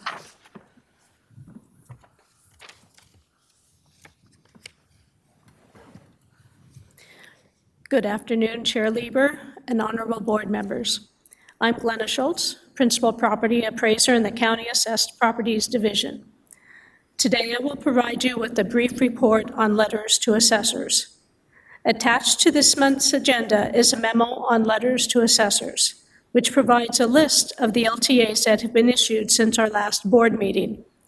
In addition, the memo provides a link to the BoE's website where a list of all LTAs can be found that have been issued to date.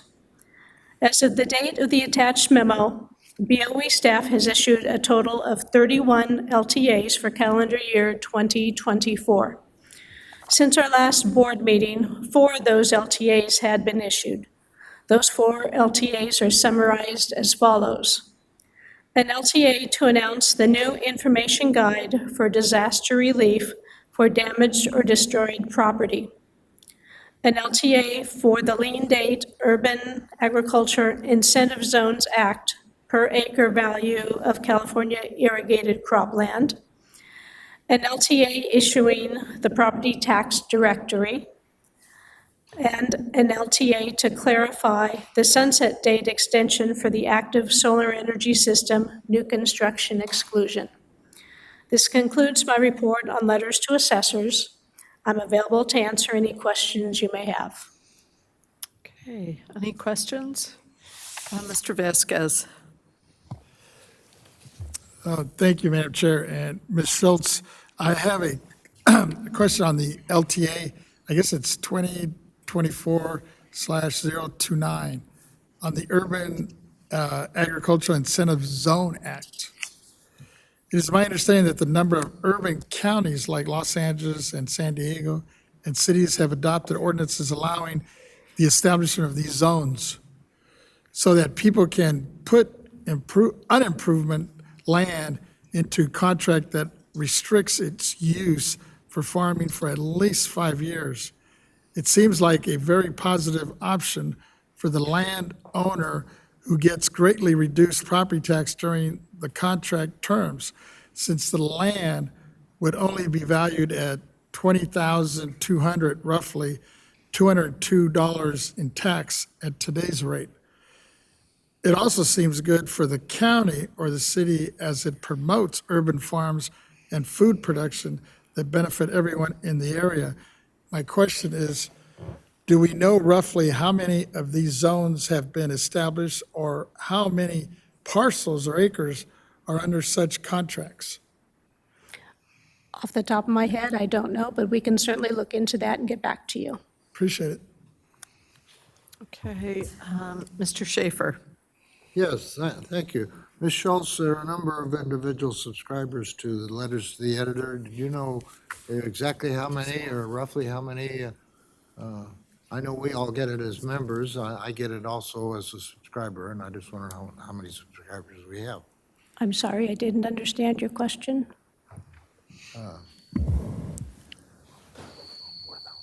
I think, Member Schaefer, we answered this, and it was about 4,500 subscribers? Yeah, it's a little over 4,000 right now. It goes up and down as more people subscribe, and some people actually do unsubscribe. So it's a little over 4,000. Doesn't cost us anything, it's all electronic. It's all electronic. Yeah. Yep. Wonders of modern age. We don't have anybody that demands paper subscription? We have not issued hard copies as a matter of course for quite a while. I think we send some of them out to, do we send them out to anybody left in LTAs? I don't think so. not It's all anymore. electronic now. Oh, that's good, thank you. Okay. Any other questions? Okay, seeing none, we could go on to the next part of this, our next sub-item. Okay. I will now provide a brief report on the BOE's appraisal, training, and certification program. For the 2024-25 fiscal year, BOE staff has scheduled 31 classes and 2 workshops. In addition, 8 classes have been scheduled using instructors from county assessors' offices. Since the beginning of the fiscal year, the BOE has taught 8 classes. We continue to offer our existing online basic training courses available through American River College and California State University, Sacramento, as well as online courses and self-study training sessions available on the BOE's website. This concludes my report on training and certification. I'm available to answer any questions. Any questions on the training and certification? Okay. Seeing none? Good job. Thank you. Yeah, that's great, thank you. Thank you.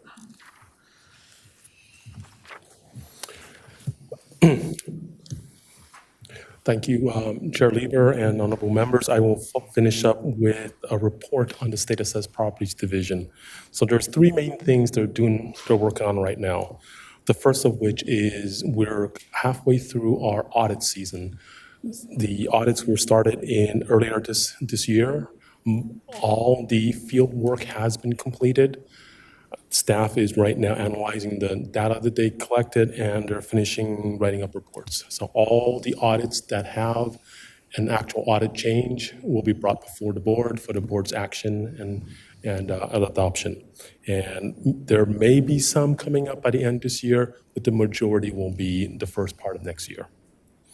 The second thing the State Assessed Properties Division is working really hard on is the assessment appeals. With your action this morning of the 16 that were on consent item and the one from the month before, that leaves us another 16 left to go. So we had 33 as of this year. So we got 17 done, we got 16 more to go. Staff is starting their first, their audit conferences next month, and our goal is to get as many before the board by November and December, which is when they have to be actually heard and had action taken on. And the very last thing that I wanted to bring up is that the staff is also working on the PRC, the private railroad car rule, which the board has adopted. Bills are on track to go out by October 15th. So in about 3 weeks or so, things are looking good. We anticipate actually getting them out probably a little bit before. So that is the 3 main things that is occupying the State Assessed Properties Division right now. I'm available for any questions you may have. Mr. Gaines, did you have a question? Yeah, if I could, just clarification of county surveys or audits. Sure. I was getting complaints from some county assessors, this goes back a couple of years, Okay. about the nature of the questions asked. And they felt that they weren't helpful because at least the assessors I was talking to, they liked the fact that you come in and audit. Mm-hmm. But some of the feedback I was getting is they're asking the wrong questions. And I think part of that had to do with, we've been doing a lot of hiring, and so you had people that didn't have as much depth. And I think at this stage, they have more depth. Do you have any sense that No. we're getting better quality audits, or are you getting feedback from county assessors saying, Hey, I like the questions they're asking. It's helping me improve how I operate as a county assessor. I personally, I would really think so. I would like to think so, and I think I have heard some feedback. You are absolutely right. You nailed it on the head. We had a time when we had one, high vacancy rates, and two, some very, they had a lot of potential, but just not a whole lot of experience just yet. So we hired a lot of folks that did not come from the assessor's offices and probably did not know the process. We spent a lot of time training, mentoring, and having them shadow more experienced folks as they go into counties, ask the relevant questions, look for the relevant things, and how to interact and get the information needed in order to do a full and comprehensive survey of the county that, one, gives them a good feedback as to how they're doing, two, provide some real solid information to all stakeholders, including the constituents of that county that elected that assessor. So I think we've made it took a long time. We invested heavily into our crew, our training, our mentoring, and we've actually set up dedicated folks that actually did recruiting. So we attacked it on a two-prong front. One, we trained the folks that we had, and two, we targeted folks. Folks that had the skills that we wanted. Yes. So there's two ways of getting fish. You can Right, cast a net, or you can go spear fishing, and we did both. Yeah, and this all happened under rebuilding of the BoE. So Absolutely. I understand Yeah. the challenges that occurred in the early years, but Yeah. that's encouraging that you're getting feedback, that good questions and good surveys are being conducted. So thank you. Thank you. Okay, any other questions on the state assessed properties? Okay, seeing none, thank you very much for the reports. Thank you. This area. And we will go on now to item 16, our Legislative Research and Statistics Division Chief's Report by Mr. Angelo.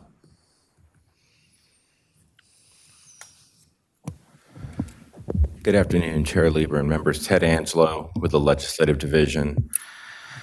I'm going to keep it brief. It's been a long day, but I do want to give an update as we start winding up the end of session timeframe for the governor to take action on legislation being a 30-day window from the end of session. I do have, since my last update that goes to the board members and staff, there has been good news on the front that both of our sponsored bills, SB 1527 and 1528, were both signed by the governor. So 1527 is the bill that extends the low-value ordinance exemption that we discussed in depth at earlier meetings this year, and also 1528, which has a number of code cleanup sections for CDTFA, but also has a number of provisions that we wanted to update for electronic filing in the alcoholic beverage tax program, notice of determination and jeopardy determination, and also requiring the electronic filing of supplemental reports, including schedules from the ABC alcoholic beverage licensees. None of those had any controversial components that had originally been reviewed by interested parties. So all of those, it's all good news, and we're pleased, and I'm pleased to report that those have been signed by the governor.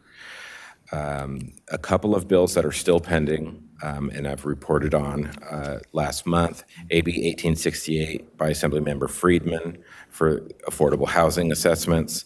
It's still pending with the governor. AB 1879 by Gibson for the electronic signatures that expands the ability for different types of transactions to be handled with e-signature. That was signed by the governor just a few weeks ago, not even that. And there'll be more on that, I believe, tomorrow. as to how that will take place by Mr. Young. So I will not go into detail about that today. I'm just kind of giving an update on what's been signed and what hasn't. The FTB membership bill that we discussed, and I didn't really go into this one too much, but I just wanted to report that that was vetoed by the governor. He had a veto message on that bill, and it also states in that veto message that he felt that the bill was unnecessary and that for decades, the Franchise Tax Board has been served by a 3-member panel responsible for overseeing the collection of tax revenue, and that expanding the board membership to include 2 constitutional officers that do not perform any tax policy or tax administration duties will create inefficiencies and increase costs without any clear benefit to taxpayers. So that's a pretty strong statement from the governor on that particular measure, and usually when any governor writes something like that, it doesn't usually come back the next year, in my opinion. But, anything's possible. So on 2353 Ward, that bill is still pending, and that's for delinquencies. We talked about that one last month. So that's still pending. And also AB 2897 for the welfare exemption is also still pending. Those, I don't have a feel on how minor costs involved in those, but also not necessarily non-controversial in terms of tax deferment for the welfare exemption. I know Mr. Vasquez asked about that one last week. There is no known opposition to that bill. You had asked last month about if the assessors had removed opposition. They had removed opposition, but the tax collecting entities that are responsible for the delay of the collection, they don't have a position on it officially on the floor. And I've seen nothing going, on the file going to the governor asking, with any concerns. So I just wanted to acknowledge what you had brought up last month, as nothing has changed on that front from my perspective. Things happened earlier on in the session where the assessors were taken out of a potential previous version of the bill where they had more responsibility into the process. And once they were removed, they kind of went silent on it and didn't take a position. So I think that's it. I don't have any other specific bills. There's a few others that we were watching, but that we have not gone over them in great detail. They're part of my weekly updates. But 1820 by Chiavo for housing development projects, applications, fees, and exactions was signed by the governor just a few days ago. The property tax postponement fund, I said on my last report, was vetoed by the governor, and it had been vetoed a couple of times prior to that. The adaptive reuse bill is still pending by Haney, AB 3068, and property tax refund bill by Assemblymember Chen is pending as well, AB 3134. And the federal waiver for income eligibility by Assemblymember Durazo, SB 1500, was just signed on the 21st, I believe. So that's it, unless you have any questions. Okay, Mr. Schaefer, and then Mr. Vasquez. Yeah, I had a couple of questions, Mr. Angelo, on refund bills that are still pending. That's affecting the pocketbooks of a lot of taxpayers who might be looking for refunds. Is there any way we can hurry these up to get a resolution? I think we are the spokesman for these taxpayers who are waiting for some action. Do you have a specific bill? No, I don't. You just referred to taxpayer refund bills. Okay. Yeah, there's a bill for delinquencies where they are not going to charge for delinquent payment when there is an application on file for a welfare exemption. So basically what happens in that instance is they typically pay up front now, and then once the exemption is approved, they get the money back. So it's almost like a float system where they pay it, and then once it's approved, they get it back. Right now, the statute, if passed, if signed by the governor, would allow them to not be responsible for that fee up front or any penalties that would be associated with that. However, if it's not accepted. If the application is not accepted, they would owe all the fees and interest that they would have owed up front. So it's kind of like a back-end system. So it's relatively revenue neutral, but there is some chance of a revenue loss because of the float that would have been made but refunded at a later date. So it's pretty technical, but it's also one that is not, while there's no support in opposition, I mean, there is support, but there's no opposition on it. There's still, some concerns with changing the format of the way it currently is. What happened to the bill that wanted to bring our salaries in line with the reduced duties of the BoE? Is that still alive, or what happened to it? That wasn't this session, was it? That was not a bill. That was just an Yeah. action by the, and it did not go through. Thank But you. we can talk offline if there was something that I missed on that, but there wasn't a bill this session on that. Thank you. Okay, Mr. Vasquez. Thank you, Madam Chair. And thank you, Mr. Angela, for your updates. I had a couple of questions. One, it looks like AB 2238, the Low bill, was vetoed by the governor. Right. Apparently, he said that it was unnecessary. And I know we worked kind of hard on some of these amendments. And I was just wondering if there might be an appetite down the road, or maybe do a little bit of research for next session.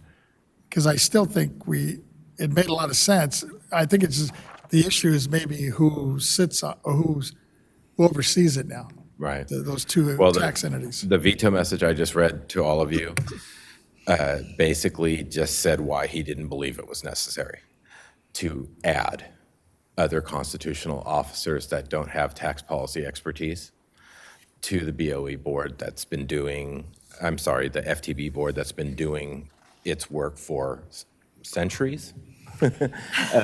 So I don't believe, and remember, this started with replacing the chair of the BoE. And through your due diligence of the board and expressing why that, in your opinion, was not a good idea, that was removed from the proposal right away. So the expertise of the BoE chair sitting on the FTB board was removed as an issue early on. Then they came up with new ideas to add the lieutenant governor and the treasurer for different reasons. And that was not seen as persuasive to the governor pursuant to the message I just read. Which, I have no problem with that. I'm just wondering, moving forward, if it doesn't make sense to still use that body, which he seems to be real comfortable with, Franchise Tax Board, to oversee at least these two other entities that have no oversight. CDTFA and OTA as an example. Yeah, I want to opine on that. I mean, it's not agendized, but I mean, I just kind of throw it out there, maybe we should revisit that down the road. I think the governor was so clear in an aversion to adding members to a well-functioning franchise tax board that I think we would have a very hard slog. Well, I'm not saying add, leave it to- alone. Let's leave it alone. I'm saying give it added duties. I think he was objecting to us. It's something that we could discuss in adding the to future, the board. but there wasn't an appetite there for that part of the issue The either. oversight proposals that you're referencing that didn't make it out of the legislature this year were vetted, and they were discussed, and there were pros and cons on both sides as to why they thought it was a good or not necessarily a timely proposal. So I'll leave it at that. Whether there's an appetite to have another body look into those kinds of things, I think you'd run into cost issues if you were starting to put new duties on the FTB to, do oversight. But again, I don't want to get into that hypothetical. I'm just answering to the best of my knowledge. I think the only thing that we know for sure about next year is that there isn't going to be any money available next year either. Yeah, So- exactly. I don't think, obviously, I don't think we should look at anything that's going to have a financial impact. And I don't think it does if you're just talking about, oversight. and we're not talking about adding any other meetings, when they have their meetings already scheduled. Right. You're just adding a couple items to their agenda. But, yeah, that could be another discussion. And then, Less of a deficit's more money, though, right? right? And then I noticed he did sign, God, I want to say about 32 bills that are going to have an impact on affordable housing. He finally got out and signed those. And I'm just wondering down the road if, maybe something we might want to agendize later at another meeting, the impacts those might have on tax, because a lot of them are going to have some exemptions, right? I'm just curious, we might want to take a look at that, at another board meeting down the road. Right. I think it's good, because, that's an issue that obviously every year we're falling further and further behind. So it's refreshing to hear that at least he jumped on board on 32 Right. of those bills. And in that vein, he also had a press event in San Francisco late last week or over the weekend about implementation of Prop 1 and affordable housing. Yes. So I just wanted to make note of that because that isn't specific legislation, but it was also tied to part of his signing of other legislation for affordable housing. And also, the Legislature Revenue Tax Committee is having a hearing on October 8th, back to our prior point, on oversight of the other tax agencies such as CDTFA and FTB, OTA, Office of Taxpayer, Appeal. Office of Tax Appeals. I'm getting the acronyms. Sometimes they escape me. So Well, that's good to hear. So it is, they are taking a look at that from Assembly Revenue Tax Committee informational hearing. Okay. And Mr. Emron? Thank you. It's exciting. I think we have about a week left, several hundred bills, so looking forward to your next update too. And I just want to throw this out to the board. And I don't know if you've done this before, but if we meet in December or maybe January and just kind of throw out some legislative proposals or packages that we can work with you to see what we really want to target in terms of affordable housing, property taxes, and tax administration. If we can do that on the agenda in December or January, but I'll work with the executive director and the chair to see if there's an appetite, so we can just brainstorm and take some public input as well to see what we want to target when the session starts in January. Thank you. I appreciate that sentiment, and all of your policy concepts go through the executive director, and we discuss them. So I just wanted to be clear on that, but I like the sentiment. Because we kind of do it piece by piece throughout the year, right? Mm-hmm. But like Senator Gaines had a good one with the solar program as well, the contracts.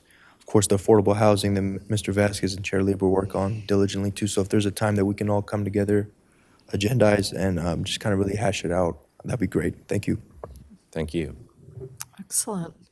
Well, thank you very much for this report. It's always interesting these Yes. last couple weeks. Yes, and then we have, the November elections coming up, so we're going to have a lot of new legislators coming in, and like Mr. Gaines has mentioned, meet and greets for you guys. Yeah. Thank It's you. going to be a fresh two-year session, which is a great time to get things done, too. So thank you very much. And we are now going to go to public comment for our executive director's reports, items 9 and 11 through 16. We don't have any written comments nor comment cards from people who are present in the auditorium today. So we're going to go to our AT&T operator to ask, operator, is there anyone on the line who would like to make comments on items 9 and 11 through 16? Certainly, and if you'd like to make a comment, please press 1, then 0.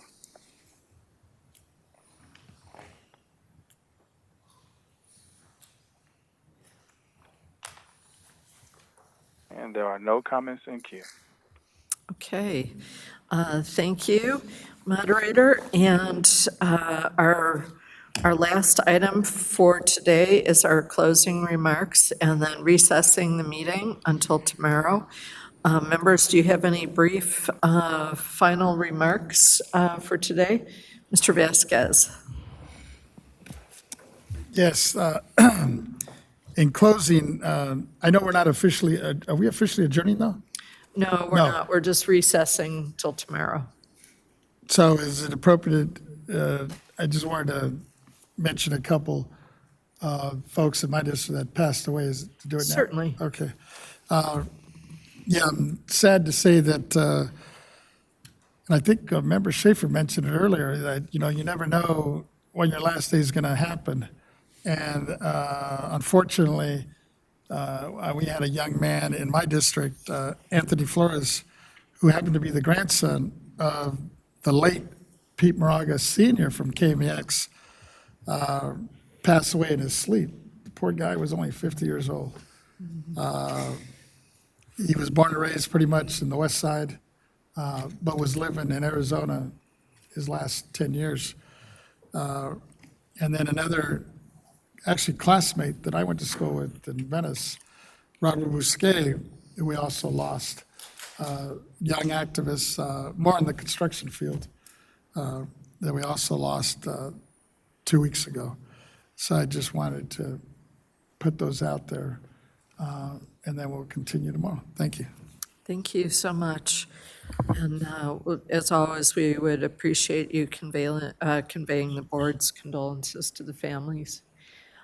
Anyone else with a quick one? Mr. Emron and then Mr. Schaefer. Yes, in San Francisco this past Saturday, the controller, myself, the lieutenant governor, Mayor London Breed, and former Mayor Willie Brown, we attended the memorial services of Teddy Fang of the Fang family, Florence Fang's son, who passed away at the age of 61. It was an incredibly emotional ceremony. He also passed away at a very, very young age. But as some of you from the Bay Area know, the Fang family is very, very, the philanthropy they do, the community gardens that they've put together to try to feed families, and it was just an incredibly moving ceremony.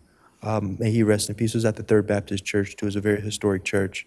But just a reminder of how short life is and the things and legacy that we want to put forward. So I'm looking forward to tomorrow as well, packing this auditorium and welcoming our assessors. Thank you. Thank you.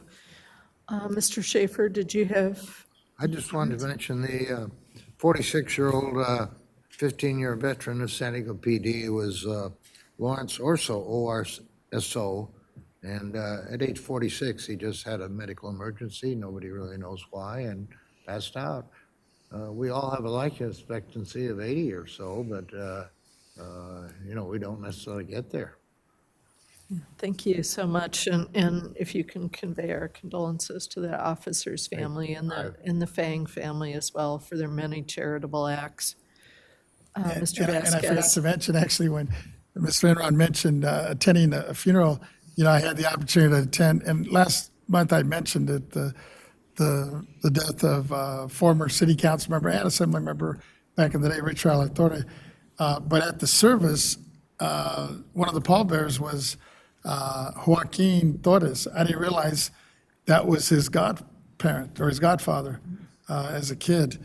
So, it was sad that it happened on that occasion that we were there, but it was a real good celebration. Good chance to see a lot of old activists, both from the Assembly and the Senate, that showed up for this beautiful service. They even brought back the Cardinal Mahoney to do the service. It was really great. Thank you. That's great. Thank you. Well, we are now ready to recess until tomorrow morning, and we will continue tomorrow, Wednesday, September 25th, 2024, at 10 a.m. with a coffee and breakfast reception. Preceding that time, there's going to be some great things, so come ready for coffee and some baked goods, some fruit treats, and cuties. So make sure you got some good deep pockets on for those cuties tomorrow. And then we'll have our meeting with the assessors, and then lunch will be here as well. So we'll stand recessed at 4:20 p.m.